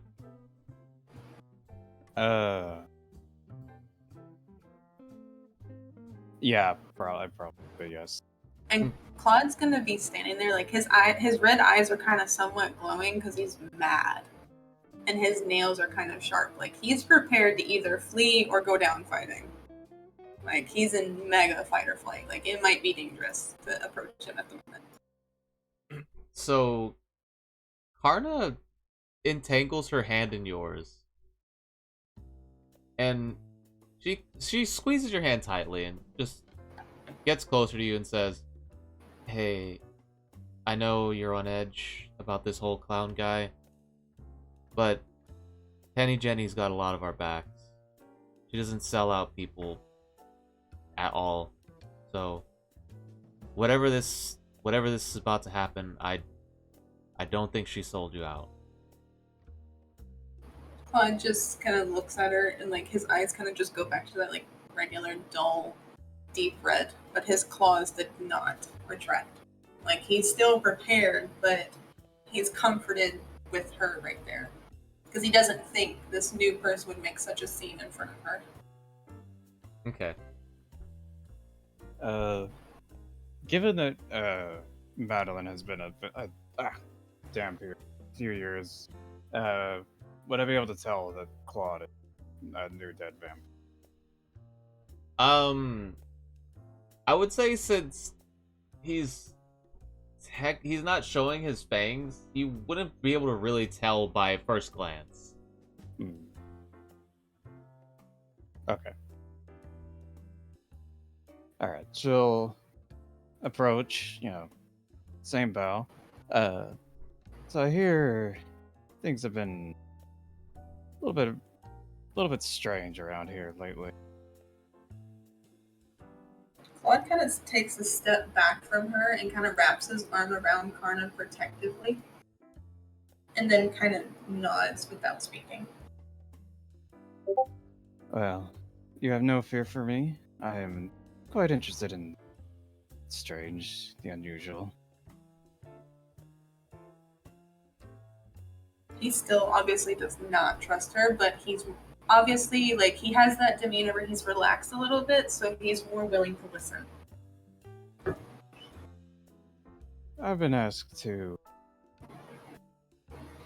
look into the local affairs of some of the newer people around here. And I trust that I hear there's been a weird alchemist asking about specimens. Claude looks at her and says, I only just met that freak. But if you want to know more about me, you're going to have to come inside. that's not something I am comfortable exposing out here. Lead the way. He looks at Karna since it's technically her house. Oh, my house. Yeah, for sure. Let me get the keys. She like fiddles with the keys, but eventually she manages at least to get the door open. Yeah, come in. Ignore my surprisingly lack of furniture. Okay. So I'll let that settle up. Edivar, I did not forget about you. Oh, yes, me? Oh, So you make your way towards the center of town, and there's an abundance of little markets, little things selling little trinkets, general goods, a couple of magical items. You do see a small goblin girl with a giant wizard hat just tinkering around, and she's picking up a few things. She looks kind of klutzy, but she's got these big old goggles on. So Edivar kind of looks at her goggles, kind of touches the ones on his own face, goes, I'm an alchemist. I wear goggles. That one's wearing goggles. Therefore, she could be an alchemist. Seems a rather straightforward, No one else here is wearing goggles. Must have got yourself a I fucking hate this guy already. must have got yourself a trampoline, because that's a lot of jumping to conclusions you're doing. So Edivar kind of approaches the little klutzy creature, goes, excuse me, pardon me. Hello. I love the implication that you're like one of the smartest, but also one of the dumbest people on the planet. Here's the thing with Edivar. He's self-proclaimed great alchemist. Fair enough. That's all you gotta know about him. You're gonna have to give me a second. And she like reaches underneath the table, and she puts a green bead on her wooden desk. And then like Fallout 3, like giant chainsaw out of nowhere that's just made of just like brass and iron, and she cocks it and just and she like tries to put the blade against the gem, and it's just you see like sparks flying everywhere. It's getting in her hair, like bits of her hat are on fire now. It's just igniting so many things around her, but she's just like intense focus. And then you just see the blades eventually come to like a small like halt, and she's just sitting there with a perplexed face. She takes her goggles off, and you can see she has very hazel giant anime eyes. And she takes off her hat, and her hair is very, very sweaty at this point. She takes some deep breaths. Just nothing, huh? Well, that's disappointing. Oh, yeah. Hi, Tabby, and she puts out like her small little goblin hand. She's got well-maintained nails for her being so clumsy, but she extends her hand. Edivar kind of extends his hand and just kind of shakes her hand, with a lot of energy, but not like flailing it. So he's just excited to meet somebody. It's like, oh, pleasure, Edivar. Thank you for having me. Thank you for meeting with me. Pleasure to meet you. Yeah. Hello. What did you need? Well, I was told by a purveyor in this town, very, very fine gentleman, thirsty fellow, probably with an inflamed esophagus by now. He told me that you might be able to help me locate, or perhaps acquire, some very useful herbs that I use in my alchemy. Oh, we're part of the Goggle Club, you see. Right, Goggle Club. I forgot I had my membership for that. You need herbs, alchemy herbs, something basic alchemical stuff, right? Oh yes, absolutely. Any sort of herbs, plants, flowers, useful for making remedies or just experiments, mind you. Yeah, I got a couple. Let me dig through my stuff. And she like starts throwing stuff around from her little knapsack, which is funny enough, you don't think that a lot could fit in there, but she's just like tipping it over and she's just like dumping everything down. You see like a bunch of things come out of there, like gems, some kind of wand, a sword, and then she gets this little pouch. Ah, here it is. I'm pretty sure this is the alchemical herbs and not the seasonings. Let me check. And she like opens it, she puts her finger inside, dabs her finger, tastes it. Ugh, those are definitely not seasonings. Okay. Here you go. That's like, what, 5 silver pieces? So Edevar kind of reaches in, digs through the little knapsack that he carries on the side of him, and he's kind of scrounged up a few gold pieces, because I only started with 5. So he kind of looks at the gold pieces that he's, found, placed somehow in the wild. He doesn't ask a lot of questions. He's like, well, I don't have silver, but this is about equally, if not more so, shiny as silver, especially in the sunlight. So this might be of equal or value to you. Oh, well, yeah, that'll do. She hands over the herbs to you. Wait, she handed over the herbs? Yeah, she hands over the herbs in exchange for the gold. No, I was... Okay, cool. Fantastic. He kind of studies them, looks at them, lifts his goggles up, puts them back on, lifts them up again, kind of like doing the eye test. Better 1 or 2. Says, these should do nicely.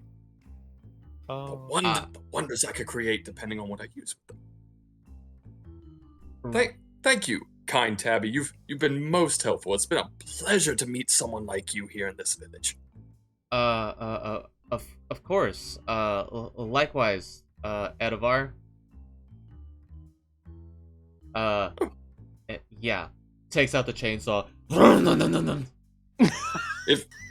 If I may ask, typically I would think a chainsaw should be able to cut through a minor bead. Tell me, what? She's like trying to yell over the chainsaw. You would think that! This thing's really powerful though! Could Edevar like roll an Arcana check to like study, just see if it's magical? Yeah, go ahead and roll a straight up Arcana. Okay. 13. Okay. You can sense that there is a magical sense emanating from this gem. You can't identify the item, but it is, judging from the damage it's not taking from a chainsaw and the aura it's giving off, you can sense that it is very magical. He kind of does the same thing he did with the herbs, just kind of like he doesn't touch it, but he gets close, lifts up the goggles, puts them down, lifts them up again. So, I may just be, poking the bugbear here, but you may require more arcane means to be dealing with this. It won't be the same as cutting through a rock, or perhaps flesh, depending on the texture of the flesh, I suppose. But either way, a magical item like this probably requires more, how should I put this? Vicious means if you're looking to destroy it. Look, I tried magic, and it doesn't like me. Oh, so it's sentient! Oh, dear.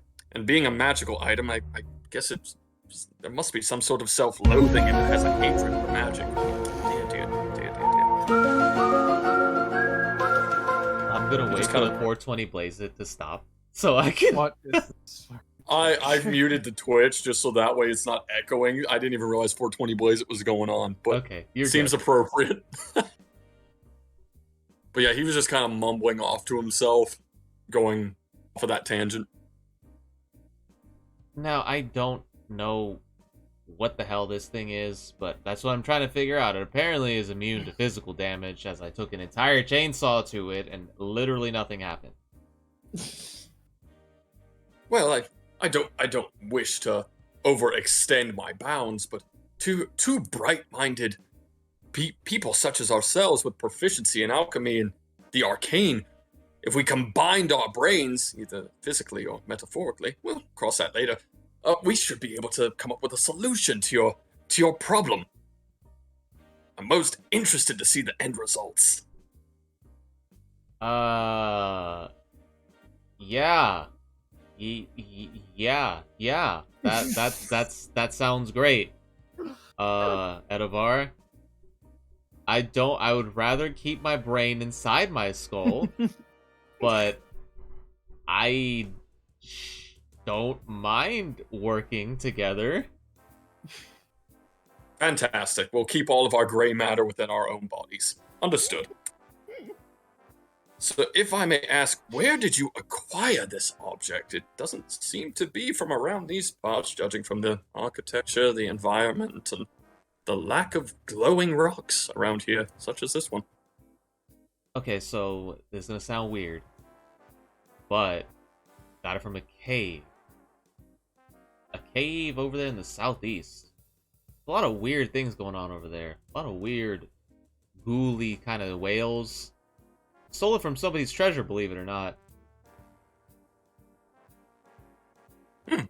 I would rather choose to believe that than not. I find it hard to believe that anyone would just leave this lying around unless it was securely guarded. So if you were able to steal an object such as this, well done indeed. Yeah. Small thing, though.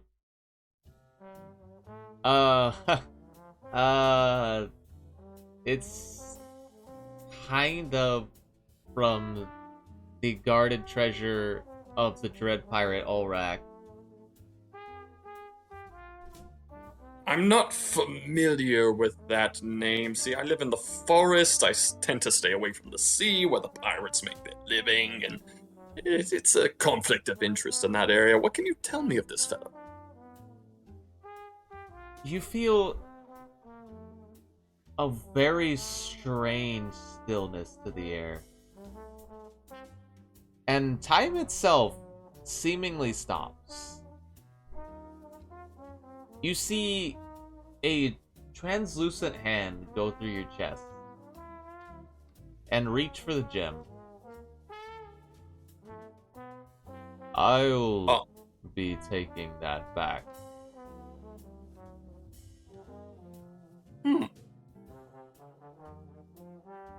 So it just reached through, like, my chest from behind me? It from inside of you, yes. Oh, it's peculiar. I don't exactly remember having more than 2 appendages, especially one that's ethereal. Interesting. You don't. Excuse me. Just the most muted reaction. Excuse me. Sentient hand, creature. Might I ask, where you came from? What you're doing? That is entirely up to me, isn't it?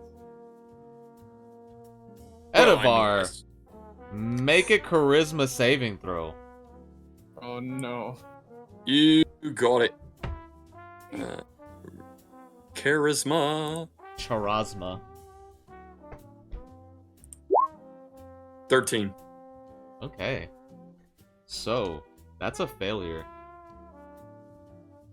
So, you feel this energy just engulf your entire being, and it almost feels like the inner part of your soul is surrounded by some kind of shell. And you feel your body move on its own. You're very much in your mind, but your lips start to move, and you're not the one saying anything. Anyway, Tappy, I must take my leave. Oh, toodaloo. Right. Bye. And your body starts moving on its own. You have been possessed. In my head, I'm just like, Oh, this is rather unfortunate. I sort of need my body, and I wasn't quite through with the alchemist over there, so this is very inconvenient. Wonder where my companions are. Perhaps they can sort this all out, although if I can't figure it out. You are coming back with me. By the way, I failed to introduce myself, but then again, us pirates aren't necessarily known for having good manners. My name is Olrock, the Dread Barbarian Pirates. Nice to meet What ya. a coincidence! We were just talking about you. Fate has a funny way of working things out, doesn't it? Yes, it does, doesn't it? I don't suppose you could tell me anything more about that little bead that dear Tabby was trying to cut into, could you? We're both quite at a loss about its qualities, its substance. It is part of my treasure, and that's all I'm willing to say. See, you're not gonna live long enough to figure out, or even matter why it's important. Well, I just don't know. need you to carry this back to the treasure. Seems rather counterproductive after Tabby went to all the trouble of trying to steal it. I'd rather not be an inconvenience to her. Oh, don't worry, she won't make it till the end of the night.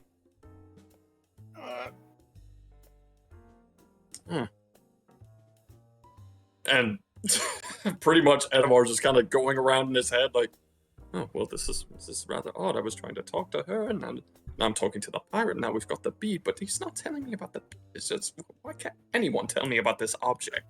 He's just kind of going around like a lazy Susan in his head at this point. Okay. So, we know none of that just happened. nope. Yay.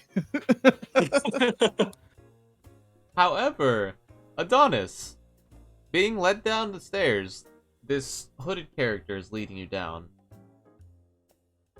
Now, you're gonna listen to me, kid. I don't have much time to explain shit around here. My name is, shit. Do I really want to tell you my name? Fuck, I don't have a choice. Okay, they call me X. I'm the fucking guy that brought you over here on the ship. Remember me?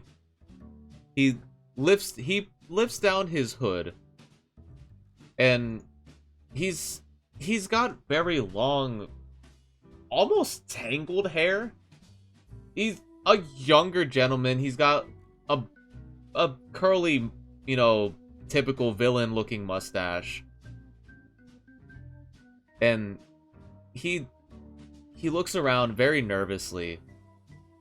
Now, kid, I know you think Penny Jenny is the mayor around here, but I don't know if you know how the principalities work.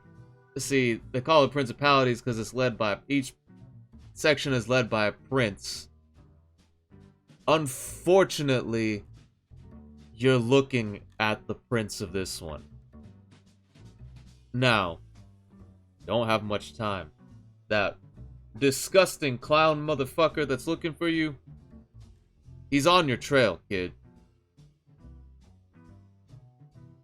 Now, I know a place. You might not like it, though.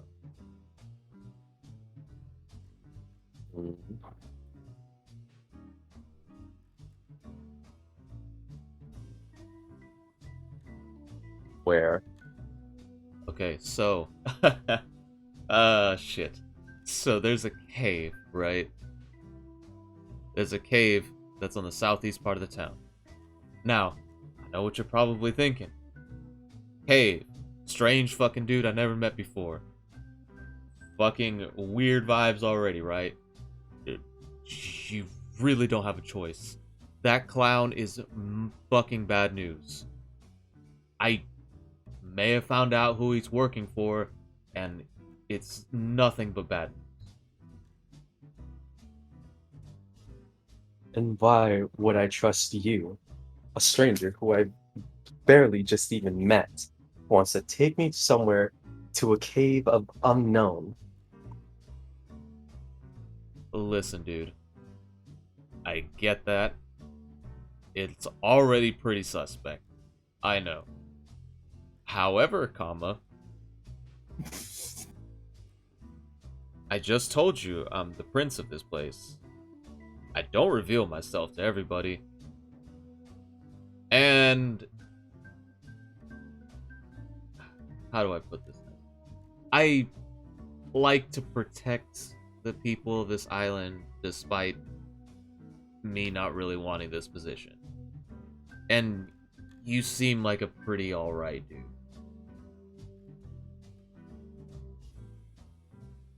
I just literally kicked my ex-best friend in the face.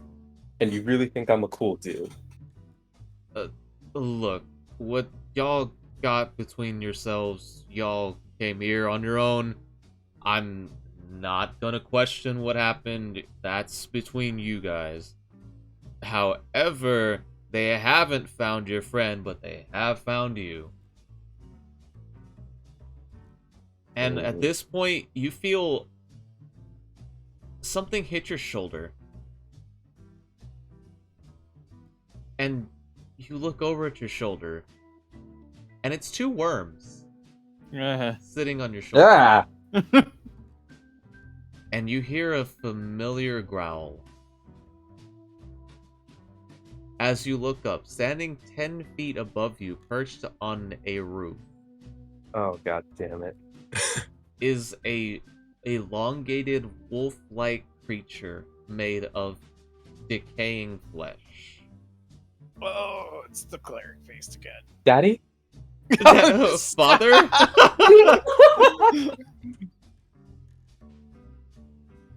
X looks at you. Run, kid. As it roars into the entirety of the sky and it just vibrates everything in the vicinity, and you see these clouds just form around the city all of a sudden. It was a bright and sunny day, now clouded with dark shrouds of gray. And you see lightning start to crackle down. And almost like in a spiral tornado, you just see lightning start to hit everywhere. I need everyone in the fucking town to make a constitution check. Even those of us indoors. Those of you indoor, do it with advantage. Okay. Even those of us currently possessed by weird, very rude pirates. Just by you being possessed, use your physical attributes, and then we'll discuss what happens from there. Use my physical attributes. Like- So I gotta do. Like, use your constitution modifier, but depending on how that goes, we'll describe what happened. Okay, so what am I rolling? A constitution saving throw. Oh no. I got 18. a 16 on mine. Okay. I've got a 20. Damn! Man, we did good. Yeah, 9. Most of us did good. Yeah, Claude keyword mode. Claude has negatives in Constitution. Oh god. Yikes. Okay. So... Wait, who rolled again? What the heck? Oh, there we go. I rolled Claude super late. Okay, so... Oh, gotcha. Let me try to go around the group again, because I got a lot of numbers thrown at me. Okay, so... Oh wait, Claude, do you only roll once? We're indoors, so you have it. Yeah, Oh, you have so we advantage can because you're advantage. indoors. Okay, so I can roll again. Yeah. Okay. I Watch it don't be have much worse. faith. Yeah, I don't have much faith still. Was one better? I guess that's better than nothing. Fair. Okay, so... We've got a... What are the numbers again? So we've got... How much? I got 16. 16. Edivar, how much did you get? Oh, 18. 18. Okay. Claude, you got a 10 at the highest. 10 at the highest. Okay. And Adonis, I've got a 20. a 20. Alright. Okay. So, lightning strikes down in the entirety of the town in the most vicious lightning storm you've ever seen. And this thing's roar is still just emanating throughout the entire city. You can feel, even those of you indoors, you can feel the roar inside you. Those of you that were protected by the building aren't infected entirely, but Karna's house is now on fire. Oh, shit. Jesus Christ. Adonis, you rolling a dirty 20. You see the lightning. X pushes you out of the way. And you just see this lightning engulf him in slow motion, just like direct strike on top of him. Jesus. Edivar, Hi. you are in the vicinity of the lightning. You take, let me see. So you're gonna have this.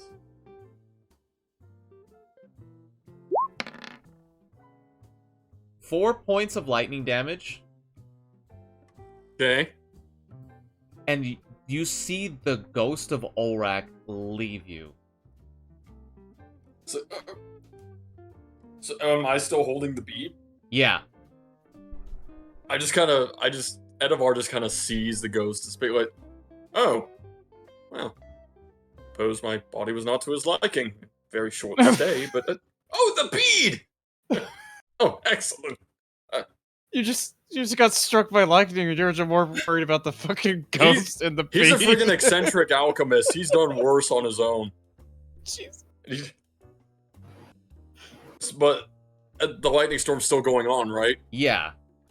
Edivar just kind of looks around like, it's a shame I don't have a conductor. This would be very useful in my study. Not your typical weather pattern. You also feel the roar inside you, though. Like, you could hear this very audible, just guttural roar. Very unusual, by my standards.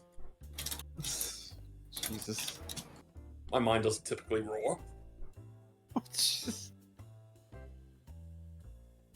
What is the party doing? We're getting the fuck out of there, I would think. Yeah, Claude's gonna grab Karna and just try to get out. Because he was in, like, right when the house came on fire, Claude had just finished telling Madeline about the Dark Carnival and his past. So now she's informed of, like, why the clown is hunting them.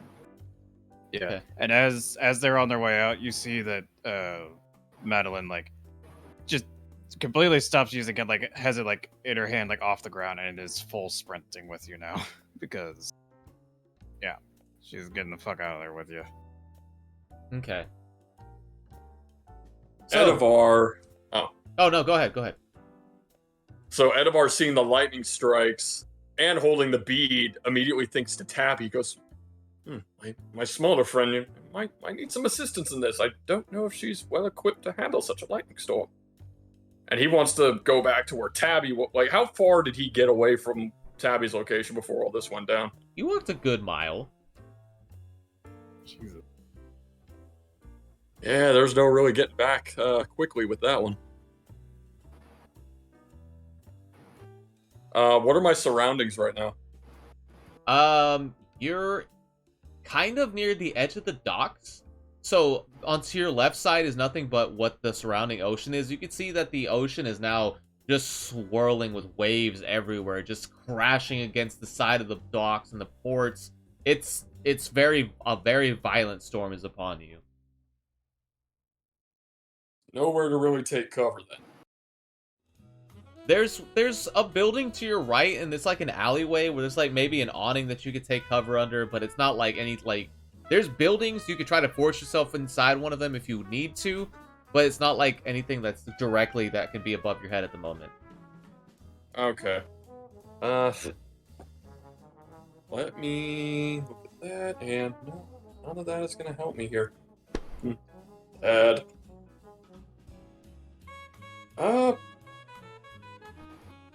So Edivar is pretty much just gonna. I don't know what Edivar is gonna do really in this situation. which is pretty interesting because Edevar is everything I've done with him. Sometimes D&D grabs you like this. It really does. Grabbed him by the Dude. testicles if he had any on his snake body. So he's pretty. How shallow is the water under the dock? Shallow? You can't I didn't tell. think so. So Edevar's just gonna pretty much look around and be like, options are pretty limited and not too big a fan of the weather that just turned now. So he's just kind of like lost in thought right now, trying to plan his move. Okay. While you're planning, you're getting drenched because the rain is upon you. Naturally. So, Adonis, what are you doing? I'm gonna check on the prince guy. I need to make sure he's alive. Okay. So, you go back, and that creature is no longer there, because you see it grab two people, and it's just running now.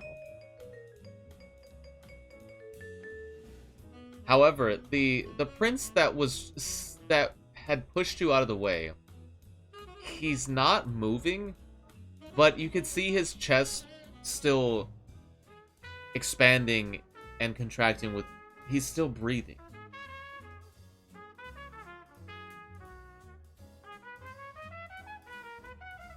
You die on me, you bastard.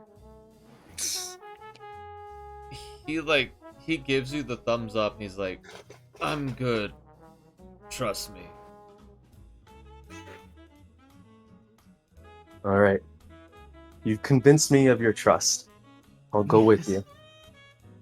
Cool. By the way, I'm Gally Zernos. Fuck off if you don't like my name. At least it's not number. I fucking hate you.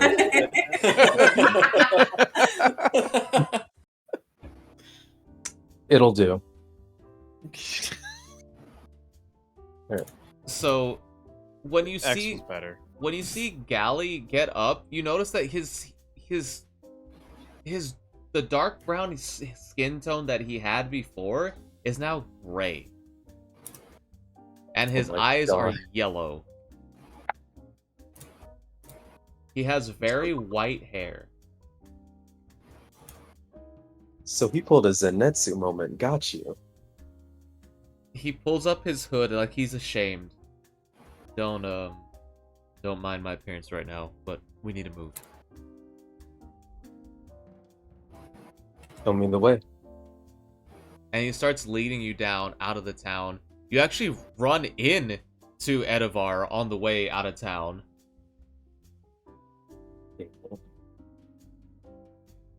Edevar, you see this gray individual with yellow eyes leading one of the people that was at the nightclub with you the other night, which is Adonis, pass by you.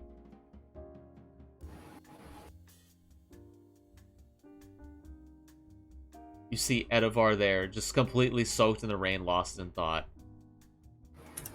As he's one. Yeah. Damn scatterbrain.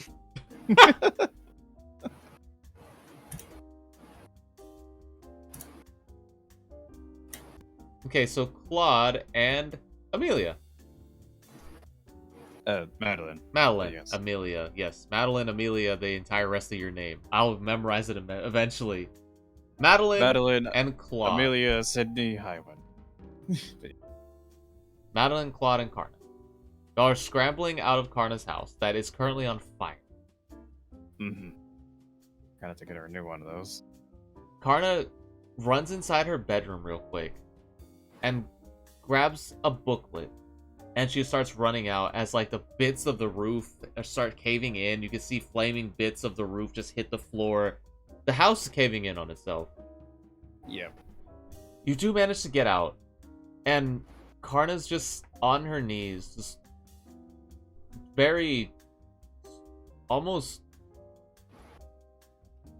very at a loss of words of what happened. And she's slumped over and just watching her house just collapse.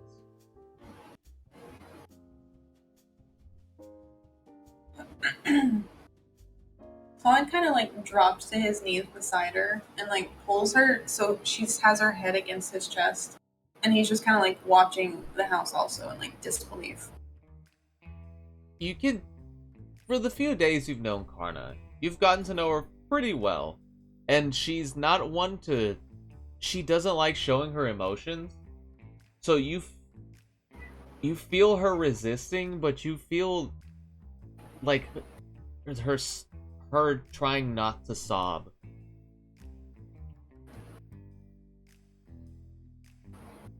Claude doesn't really know how to be super comforting, so he's just kind of like petting her hair and like whispering that it's okay.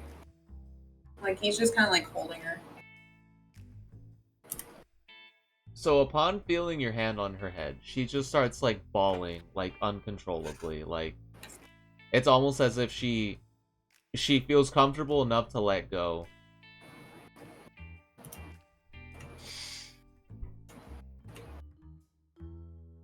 Madeline, Yes. roll a perception check for me. You got it. What was it again? Perception. Okay.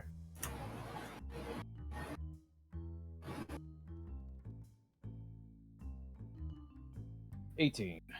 Okay. So you're looking around trying to figure out what's going on in the chaos, and you see two humanoids being dragged unconscious by this massive unhuman-like creature into the forest. You happen to look over just in time, because 2 seconds and they're disappeared into the woods.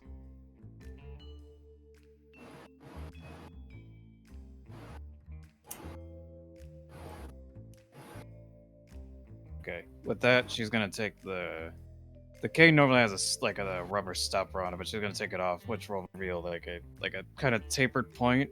She's gonna kind of slam it into the ground to kind of get their attention, and I hate to break up a sweet moment. We really need to get out of here. Those things are coming for all of us. Claude, like, are these things working for the same thing that the clown is? I don't know. Yeah, we don't know. Are they?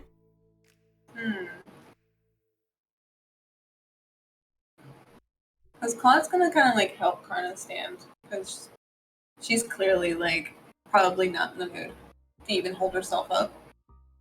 She's giving way to where you're moving her, but you could tell that she's not mentally all there. She's kind of checked out. And Claude kind of like just rests her body against his, and just kind of looks at Madeline, just kind of just says, "Let's go." Yeah. We're gonna go though. I guess we'll. Claude kind of looks at her and says, "There's a kind of a cafe slash bar this way." And he kind of points towards the Moss's place. Ah, yes. Duke's dead dame. Let's go. Claude's Okay. just like slowly walking behind her, with Karna, of course, on his body. Yeah, she's got her cane / rapier at the ready just in case. Okay. So on the way, you see a bunch of the town's civilians and merchants working together to try to put out the fires. And you see a turtle, a massive turtle, 10-foot tall being. It's just, he's just, his shell is like an iron, just black. He's got a couple of like tribal markings on the back of it. And on top of his shoulders is a one familiar alchemical wizard, Tabby. With her, she's clutching onto her hat, and in one hand she's got this really, really elaborate looking piece of equipment. And she stands on top of his shoulder. And at this point you realize that it is a mini gun. Oh! And she's minigun? it's like a minigun, but for smaller people. Oh gosh. Tabby is about 3 feet tall, so a regular minigun is way too big for her. A goblin gun. So a big person could dual wield these. Yes.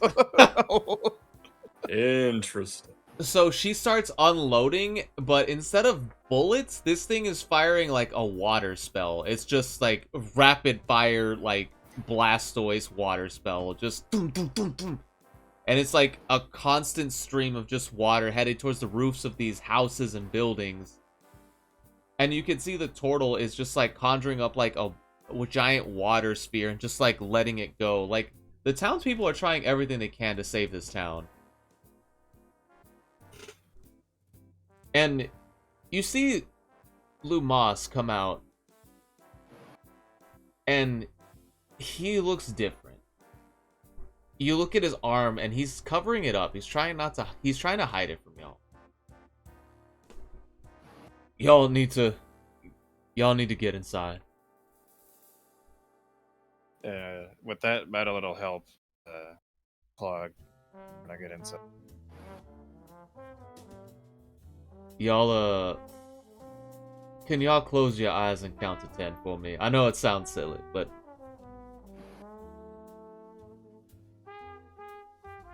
Claude's also just kind of mentally not really there, so he just kind of nods without speaking. Okay. I will be right back, and if you open your eyes, please ignore anything that you're about to see. Madeline is definitely doing the, like, hand over the face, but she's got, like, her fingers peeked, like, cracked open. Okay. Claude, are you closing your eyes, or are you doing the same thing? He's kind of just like turned away. His eyes are open, but he's so mentally not there that it's like he can't even see. Madeline. Yes. You see Lumas transform. You see before you a mass of tentacles as he transforms into this massive octopus-like being. As it starts trying to crawl through to the water, you can see that it's glowing at this point. And it enters the water, and you see this almost splash of water. It starts to flow over the town. And you hear just a booming voice just say, "Everybody, grab onto something." Who's looking outside right now? Claude's actually facing towards outside. Okay. Madeline is still looking, I'm assuming. She's been following this, yeah. Okay. Like, Edivar, are you still by the dock? I did I see them when they were coming by? Did I run You into them saw Adonis, and you did nothing as they looked at you, and you were just mentally checked out.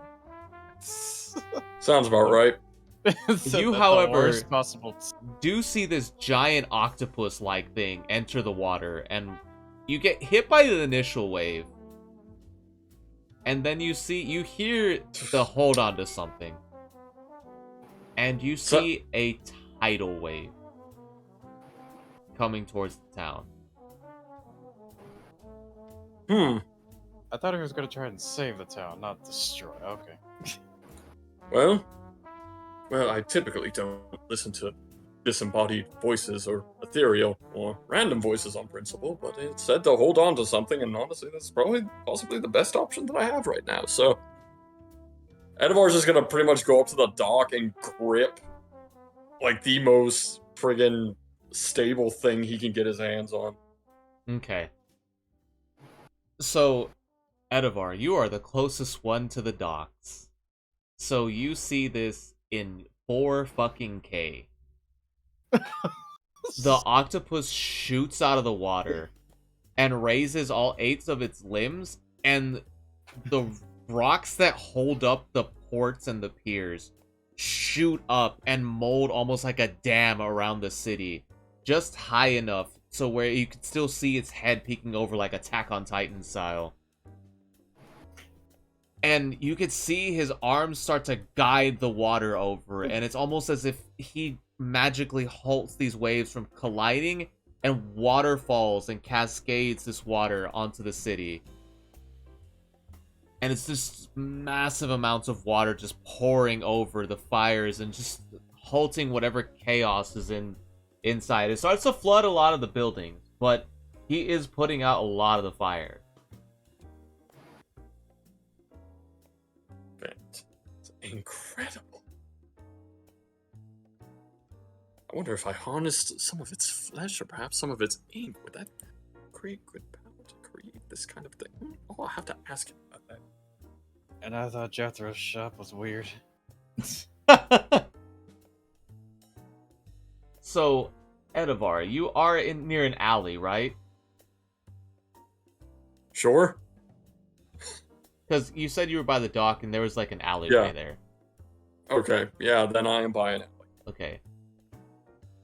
While you're holding on to something and you're just entranced and looking at this giant octopus, just wondering all the magical, alchemical things you could do with its parts, you hear like a very faint choking. And you hear, "No, please." Edivar kind of turns toward wherever that choking noise is coming from. Naturally. It's like, what is... You see a warforged in a white polka-dotted dress with long black hair, stringy as almost like mangy as kelp. It's just a fraggled mess. The warforged's bladed hand is inside the throat of this individual, and it rapidly ejects itself. "Oh, you'll make a fine specimen. Come along now." And she picks up this bleeding corpse and starts walking off. Excuse me, you over there. It stops. This town. It tilts its head and looks at you, and you can see that this warforged is... It has almost like a porcelain doll face. Oh my, you're quite different from what I usually see. Oh, so are you. Isn't it fantastic to meet curiosities? Just a brief question. Could I get a look at that corpse that you're carrying on your person? It smiles, and just... You can see that there's no life behind its eyes. It's like staring into a porcelain doll. Why, of course. I hate it. You want to come take a closer look? You know what? I'm gonna roll his intelligence real quick to see if he's smart, like, at least partial. Like, it seems natural to roll an intelligence check on this. Wow. Jesus Christ, 21. Is the most clarity he's ever had in his entire so life. so Edivar was entranced by this, like seeing a warforged and a corpse where he could, harvest organic matter or potentially magic, but his clarity just somehow snaps into focus outside his curiosity, and he thinks, well, as much as I would love to, and you'll beg my pardon if I'm insinuating too much, but just from the violent temperament and vicious stabbing of that corpse, as well as a giant octopus about here, I'm just concerned about the overall safety of my person if I get too close to things that stab, physically. She stares at you. And again, it's just like a cold, dead stare. It's that she's still smiling. but there's no life behind her eyes. Very well. I will see you later then. Toodles. Oh, it's like. And you Dorothy with see none of her the charm. body bend backwards, and she sprouts out another pair of limbs from her body, and like a spider just takes this thing and just takes the body and just starts crawling along the ceiling and then disappears. I was going with a different direction with this. Oh, my. If I harvested her blood, would I be able to duplicate my own limbs? What the fuck? You actual science major. Such interesting creatures I'm encountering. And the clarity's gone. Okay. Yeah, no, clarity disappeared for the sake of safety, and now it's right back to just twisted curiosity. Oh. Boy. So, Oh, what the interesting. fuck? And so he notices he still has the bead. He just kind of looks around and goes, well, suppose I must backtrack to return this to its rightful owner. Although the rightful owner is the one who tried to reclaim. I guess I have to give it back to the person who rightfully stole it. Such a conundrum. No time. Jesus. So Edvard pretty much turns around to go back the way he came, back toward town. okay.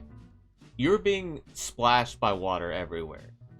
Like, your clothes is drenched. You're getting hit by water. It's like splashing you in the face. You got hit by a fish at some point. It's not pleasant, but you do make your way back to town. You see Tabby with this, this minigun type thing. She's on the floor now, as the town at this point is, the flames are doused, but not without damage. You can tell that whatever this octopus thing did, it was a hard choice between having the town burn or flooding the town and causing a little more destruction. There wasn't an easy choice for it. Damned if you do, damned if you don't situation. Gotcha. Yeah. But the So town... Go ahead. No, I was going to say, the town is extinguished. It is flooded, but it is extinguished. Sadness. So does, when Edvard gets closer to Tabby, does Tabby appear okay? She looks focused, which is weird. Tabby's a very klutzy individual. She's very shy. But she looks focused and almost like she's, like, on high alert. Well, she should be. Edvard's approaching her. So Edvar, on seeing Tabby, just completely, obviously disregards the serious look on her face and goes, "Oh, my new friend! I've reacquired your object here! Although, through some precarious means, which, although to say a giant octopus flooding a town is not precarious, is an interesting situation. This has been a very eventful couple of days. Oh, but the point is, I have your bead." She, like, is zoned out. And then she comes back to reality. Just, oh, yeah. Why did you... I'll ask questions later. Thank you. Of course. And anything to repay your kindness for the alchemist. Thank you. Yeah, He's... yeah.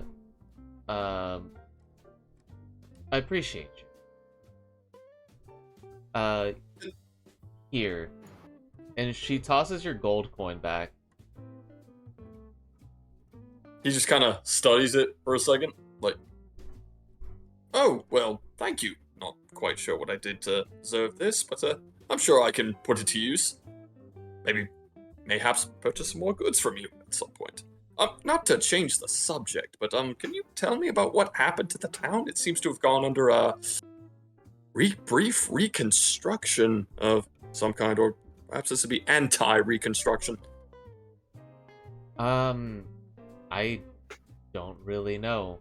I saw a lightning storm, and I heard a howl, and all of a sudden things were on fire. I did what my papa always taught me to do, which is act first, think later. Completely opposite what I'm used to, but it seemed to have worked this time. So then, you perhaps didn't notice the abnormally gigantic cephalopod that turned this town into a rather oversized swimming pool with debris. You know, I'd be lying if I said that I was way too focused on trying not to burn alive. Oh, yes, understood. Burning. Definitely a problem. You haven't seen my compatriots, tour guides, around here, have you? Well, no. I saw Gally with, I think, one of your fellows. He went off on the southeast part of town, but that was about the last time I saw him. I don't know about the others. Suppose I'll have to follow the lead that you've given me, or I could just not follow the lead, although I think that would impede my progress. What does this galley look like? That's actually a good question. Not because I don't know what he looks like, but he changes all the time. But typically his real form's kind of gray. You'll be able to tell him apart. He's got a weird right ear. Got a chunk missing from it. You'll notice it, trust me. Understood. And I wonder perhaps if he wouldn't mind me taking a chunk off the left just to even him out, maybe further proceed my research. Thank you very much. I probably wouldn't touch his ear because he's the prince, but yeah. Oh, royal blood! Even more interesting. Fantastic. There's a regality to this. Well, thank you very much for your help, Tabby. I do, and he just kind of reaches out, grabs one of her small hands and shakes it again. It's like, I do hope that we meet again. It's you have no idea how fascinating it is to have someone like you in this village. It's great to meet another alchemist. Oh, before I tarry off, if you happen to see this rather China doll figure with spider arms, believe it or not, could you tell her I'd be curious about procuring some of her genetic material, just to further my curiosities. Her right eyebrow is so cocked right now. She's just staring at you like, if I see a doll person, I will make sure I send that message. Excellent. I knew I could count on you. Well, must be off. Thank you very much. Goodbye. Hope to see you again. Farewell. Right. Later. If Tabby had a bottle of absinthe, it would be chugged by now. I have a feeling we're all gonna have damaged livers by the time we're done dealing with Adavar. If you don't need your liver, I'm sure Adavar could really use it in his research. So, anyway, Madeline, since you were following the octopus, I'm assuming you are still keeping steady eyes on this giant octopus. It's kind of hard not to, now that I've seen it, honestly. A couple minutes go by, and the water stops flowing. You see a couple of fish made it over the wall. A lot of very eloquent-looking fish. They're almost bioluminescent. They glow with, like, various sorts of greens and light blues, and they really light up the water, almost like a night sky in the aurora, but in the water. You can see Adavar walking towards you through this very, it's about a 1 foot deep pool that covers the floor now. Yeah.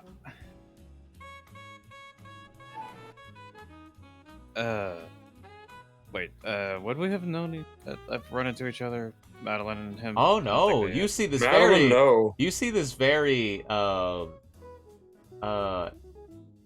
don't know what other way to describe him besides, eccentric looking snake individual, or snake humanoid individual, kind of making his way through the water.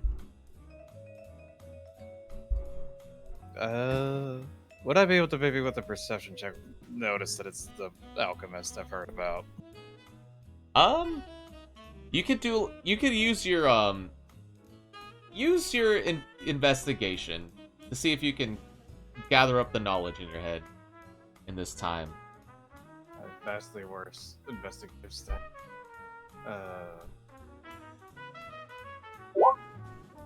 An 11. Okay. Yeah, the clues that Penny Jenny gave you from appearances, you can discern that this is the individual you were told about. Okay. Excuse me, good sir. You with the goggles? Yes, hello. Nice to meet you. Kind person. Yes, how may I help you? Or how may you help me? How may we help each other? Boy. Anyway, okay. How are things looking out there? Because, we've been in here. There's a weird octopus. I don't know what's going on anymore. Oh, yes, this entire town seems to be a menagerie of curiosities. There's a giant cephalopod out by the docks. There was a living doll with spider appendages, and there's a goblin with a small minigun of some kind. Just so much potential in this town. But you were asking about the town itself. It's quite underwater. It's not on fire, which is a good thing in terms of burning, but in terms of drowning, I'd say the risk has increased drastically. Boy. Okay, listen. We probably need to get out of here. My friends here and I. Would you happen to have any clues on maybe where we could go? Because this clearly is not a good place to stay. I was told by Tabby to go to the south part of town and meet with a gray person by the name of Gally. Well, it's the best lead we've got so far. She'll nudge Claude with their cane. Claude's just like, he's literally just staring.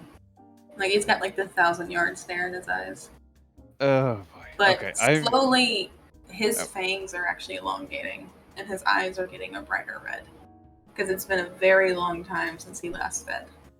Oh boy. Okay. Yes. Good, Alchemist. I could use your help. We need to get them someplace safe. And this one especially. They're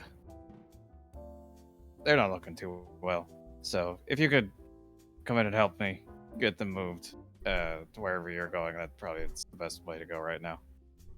Edivar kind of, making a mental note of the changes going on over there with the fangs and eyes. Very curious, very curious. So, yes, my fine friend. Anything you need, any way I can help you, any way I can help them. Okay. She'll push herself up with the cane and open the door, and so that way Edivar can help get Karna and Claude moved. Claude just like he kind of raises his head up and looks over at Madeline and says, "Just get Karna out of here." I'm not leaving without you. No, let's go. I was like, Right. "No, I'm gonna feed first. I will catch up. All right. I am too much of a danger in this form." If you're not here within 5 minutes, I'm coming back for you. Okay, let's Claude go. just nods. If it's feeding that's a problem, I think I saw a few corpses floating about in town after that torrent that we had. Claude kind of like crinkles up his nose because the idea of like eating from a corpse is not very, There's more elegant ways than that to feed around here. Now let's go. Alcos, what was your name, by the way? I don't think I've asked yet. Oh, Edivar. Pleasure to meet you, renowned alchemist, known hermit. And what was your name, madam? I haven't met you before. Madeline Amelia Sidney Highwind, Lady of Inquiry, Inspector Extraordinaire, at your service. Fantastic. Well, pleasure Now to let's meet you in go! person. Yeah, Jesus. So I'm pretty much, following Madeline's lead at this point. Alright, yep. She's got Karna, and they're leaving, so yeah. Okay.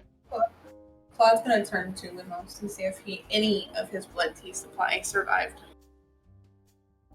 So, you can make an investigation check. Oh no. Oh no. Oh no. Because how bad my intelligence is, considering it's -3. Oh no. Jesus Christ, it all ends here. That's not too bad. 15. 15. Oh no, that's really good, actually. So, you start to get a little more desperate because you feel your urges start to get more feral. You feel little tidbits of your mind start to trickle into more violent urges. You start to see visions of blood and gore, and you start feeling the normalcy of your mind start to fade. At the brink of what you almost feel like is the edge of your sanity, you manage to find this small glass jar on the bottom of the bottom left corner of the coffee bar that's labeled blood tea.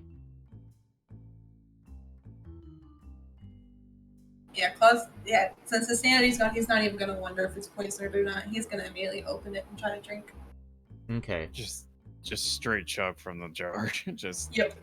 So you pop this lid open, and you at this point you're at the brink of desperation. So you throw the lid and it breaks, and you start just downing this stuff, and you feel this sense of immediate just warmth just guzzle you like one of those electric blankets. Just it engulfs you, and you feel almost like your mind starts to settle a little bit more. It settles back into your normal self, and you feel a sense of calm you haven't felt in a bit, seeing how long it's been since you fed.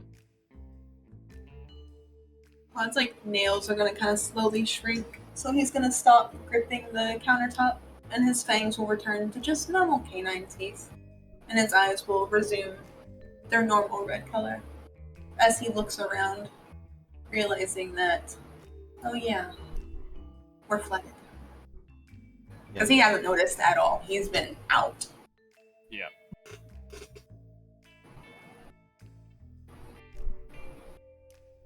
It's kind of an unnormal sight to see the Duke's dead dame.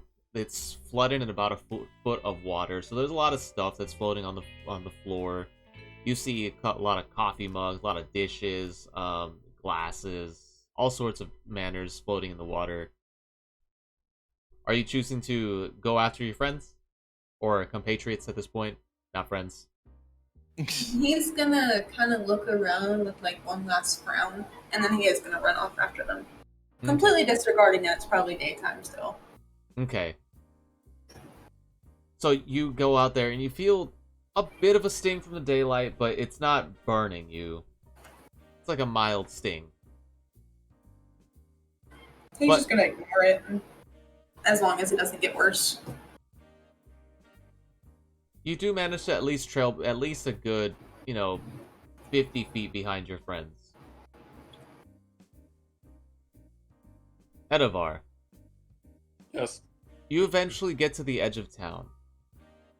And you notice footprints going into the mud across this dirt path that's riddled with a lot of stone, but you do see a lot of heavy footprints as if someone was running down this way, down along the coast. This path runs along the coastline of the water, and you can almost see that the water itself merges itself into the path into a cave about a good half a mile down the road. So Edavar kind of gets Madeline, etc.'s attention. So, excuse me, madam. Yes. Cave. Is that literally all this is? It's just gay.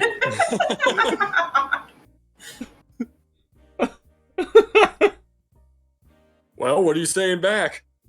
I mean, there's a lot of caves around here. What's this one? You don't typically see too many footprints leading into caves that don't seem to naturally belong there. She'll look that direction now at that mention of that. You see the same thing. You see the heavy footprints leading down half a mile into this cave, where it looks like the water leads, like the ocean meets land into this cave, and it's like almost it turns into a small little stream at the mouth of the cave. Well, better late than none. And she'll head in. Okay.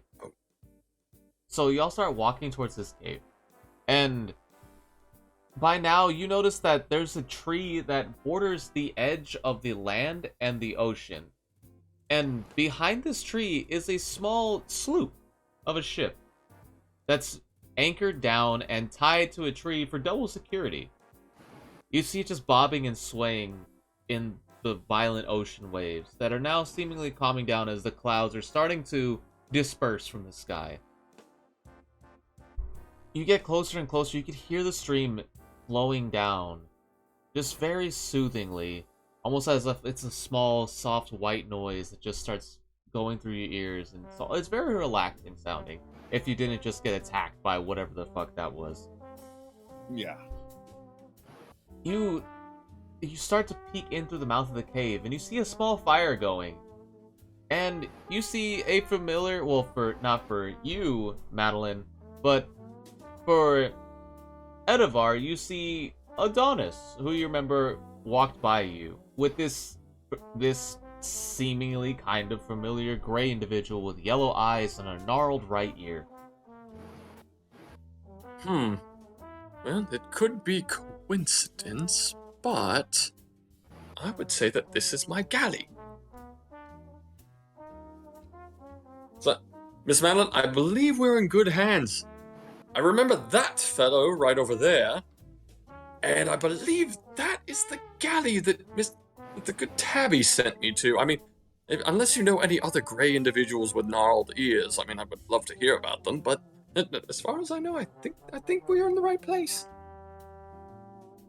Well, it certainly looks that way. And she'll set Karna next to the fire. She can just stay warm. Okay. You set Karna next to the fire, and Karna immediately snuggles up next to Gally. Oh. Gally kind of pats her head. Oh shit. I'm presuming y'all come from the lovely town of Fleur de Sang, right? Flooded to Sombre at this point, but yes. What a Fleur de Sunk. I suppose it could still be lovely. I mean, some of the foundations can't be salvaged, but it would make a great swimming resort for the people of this town. Yeah, say that to my potentially flooded office. Well, at least it's nice to see that some of y'all that I brought over here on my ship are still okay. So, cheers to that, right? Claude would probably be walking up at this time, having caught up. Okay. Claude, you see Karna leaning on Gally. Or this gray individual with a gnarled ear. Yeah, he doesn't even care. He's just going to check on her. Okay. And he's like, he can always talk to her later. Okay. She's shaken, all things considered. Her house just burned down, and she's clutching that little booklet that she has very tightly. Claude, pulls her into his chest and, kisses her head and whispering that he was sorry. Because he feels like he brought trouble to her. She chuckles almost like she doesn't know what else to do. It's a very dramatic but sudden chuckle. She just says, "It's okay. It's fine. No, it's not your fault." He doesn't really say anything back. Because even though she says that, he's really internalizing all of that. He's feeling like this is he shouldn't have gotten her involved. Gally looks at you now, Claude. So, you're the Claude that Karna's been talking about. Nan looks at him and just kind of nods quietly. Oh, well. I suppose that, greetings are in the way for those of you who I haven't introduced myself with. By the way, I do believe you know your lovely friend here, Adonis, I believe his name was.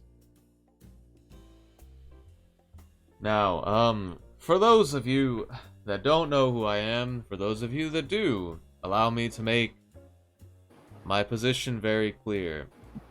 My name is Gally Zernos, and I am the prince of the principality of Isla Sombra. Unfortunately, at your service.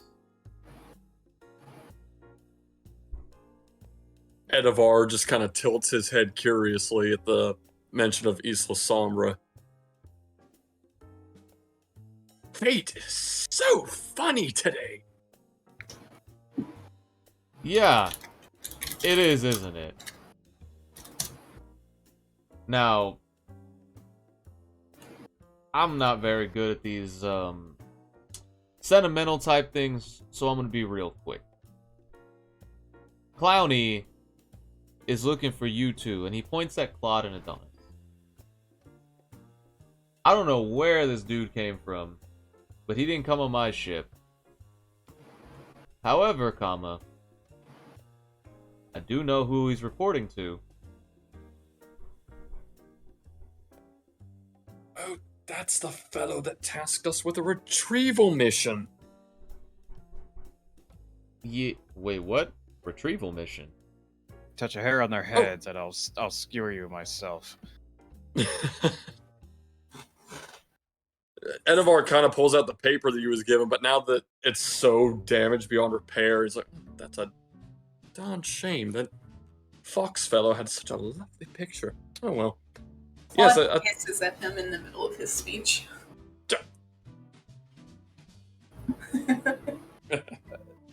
Madeline is holding the cane with the stopper off, like, below the handle, like it was a rapier. Like, Wow, y'all Like, are really violent. well, I protect my charge. So, Claude looks over at Gally and says, "You know the condition I was in before." Yeah, I remember. I'm glad you're alive, by the way. How's that thing that you're Claude dealing with? Claude opens his mouth and points to Fangs. I said, "Interesting development." He smiles, and you see a familiar set of fangs. Yeah, I could imagine. So, do you want the good part or the bad part first? get the bad part over with. Claude nods in agreement, like, yeah. At this point, I'm not used to too much good. Okay. Well, bad part is Clowny is working for somebody that's been kidnapping people. And she ain't exactly the easiest person to deal with. It's a rumored individual named Dottie May. Walks around in a white polka-dotted sundress. Long black hair. She ain't exactly human. Most people I heard say stories that if you see her, you probably don't have too much longer. Cause she probably marked you. Claude kind of growled because he saw her in the alley behind the Golden Dragon Inn. Oh, that's quite unfortunate, because I saw her some time ago today, so I suppose my days are numbered. Well, they were numbered when I was born. Does this Dolly have anything to do with those wolf creatures?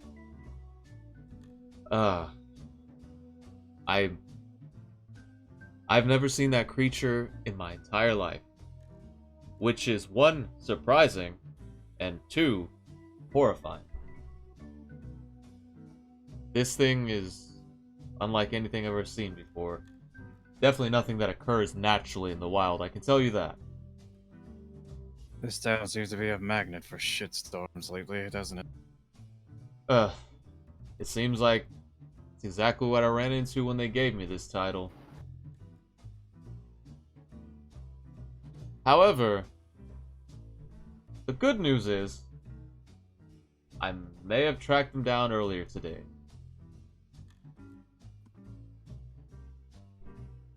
See, there's this cave that Selkie told me about. You know, Selkie, the lovely little beautiful centaur woman that owns the Nightmare. She told me about this cave. It's off in the forest. A lot of people going missing in the towns around. A lot of people that never come back. One of the town's guard actually went down there to investigate and never came back.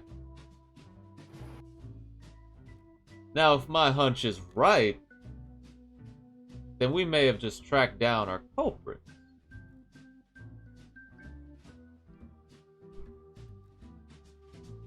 Unfortunately, Dottie Mae is the culprit. I'm not exactly looking forward to meeting her. Well, hopefully we can make it where she regrets meeting us. I certainly hope so. Y'all look very capable.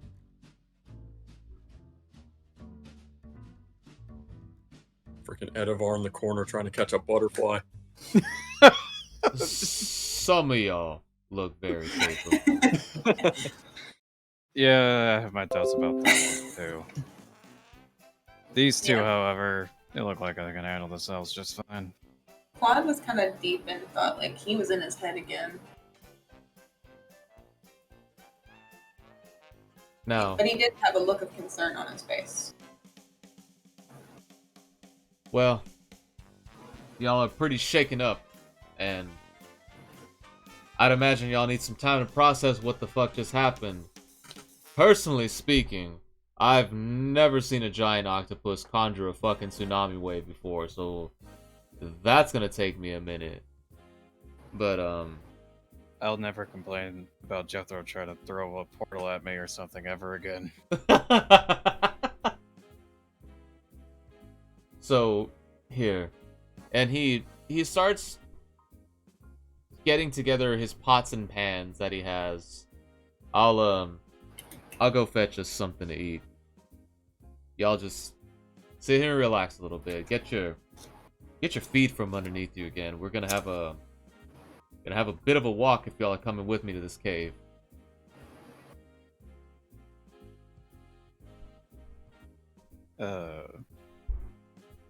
Madeline will sit next to Claude and just say softly, "I'm charged to protect you. See you to the end." Claude just kind of like looks from underneath his hair towards her, but doesn't actually say anything. She won't say anything.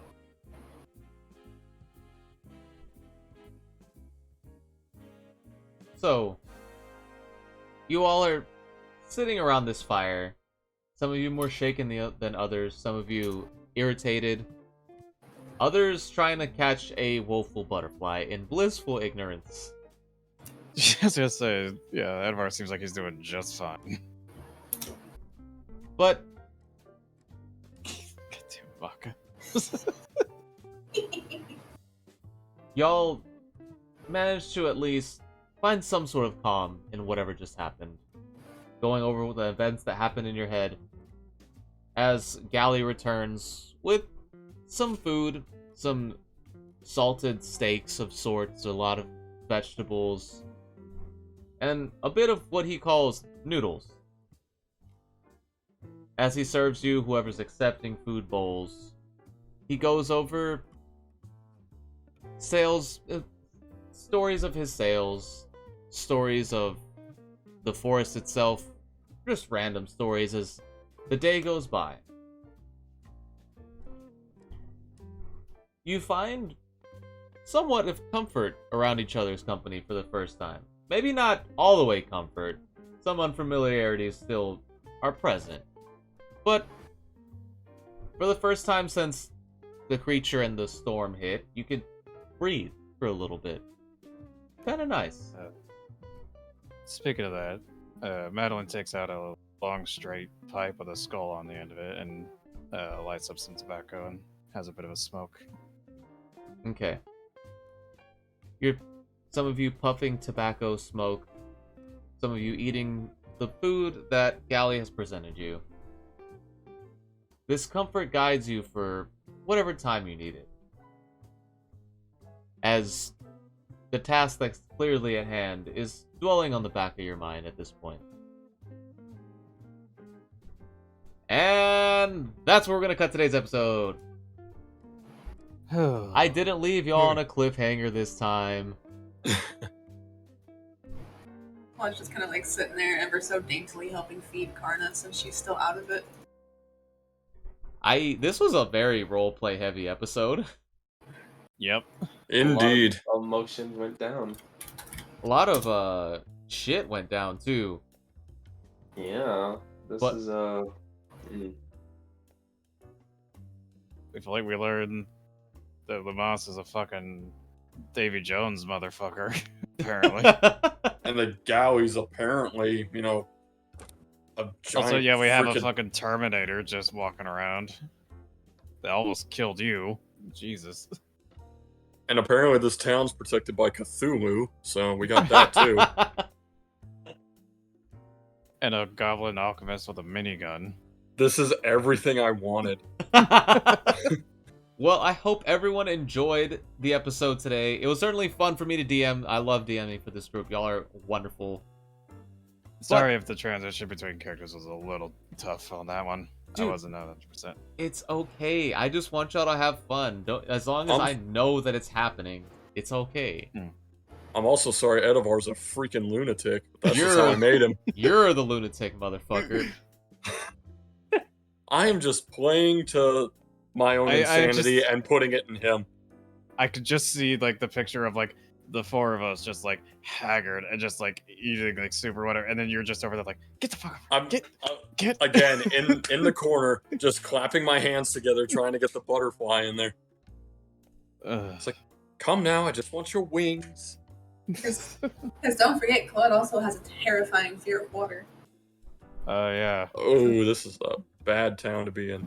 Yeah, so he's also like literally just partially paralyzed mentally because he's surrounded by a foot of water and it terrifies him.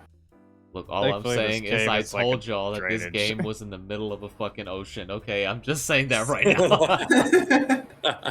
I did it with the intention. I wanted Claude to have some kind of disadvantage. Okay. So that being said, babies, I'm wrapping up the stream. Thanks again to the lovely party that I have. You guys are wonderful. And thanks for Eclipse for coming in and playing with us for the first time. I hope you had fun, man. I had a lot of fun. But that being said, my party, would y'all like to say something before we head off? I got to see my decaying poppy. So, If- Jimmy, I do want to talk to you about something between Claude and Karna. Okay. It don't have to be today. I'm just going to send it to you in a message and you can respond whenever. Yeah, for sure. Also, let it be known here, Adonis, that if my character knew what the fuck was going on with you, she'd probably be whacking you with her fucking cane. That's fair. And as far as last words go, they never should have canceled Firefly. Wow, alright. Dude, come on. Alrighty, y'all. Next stream is Wednesday. I will catch y'all later. Hope everyone had fun. Alright, later, babies. Bye! Bye. Later, y'all. Bye-bye. Goodbye. Bye.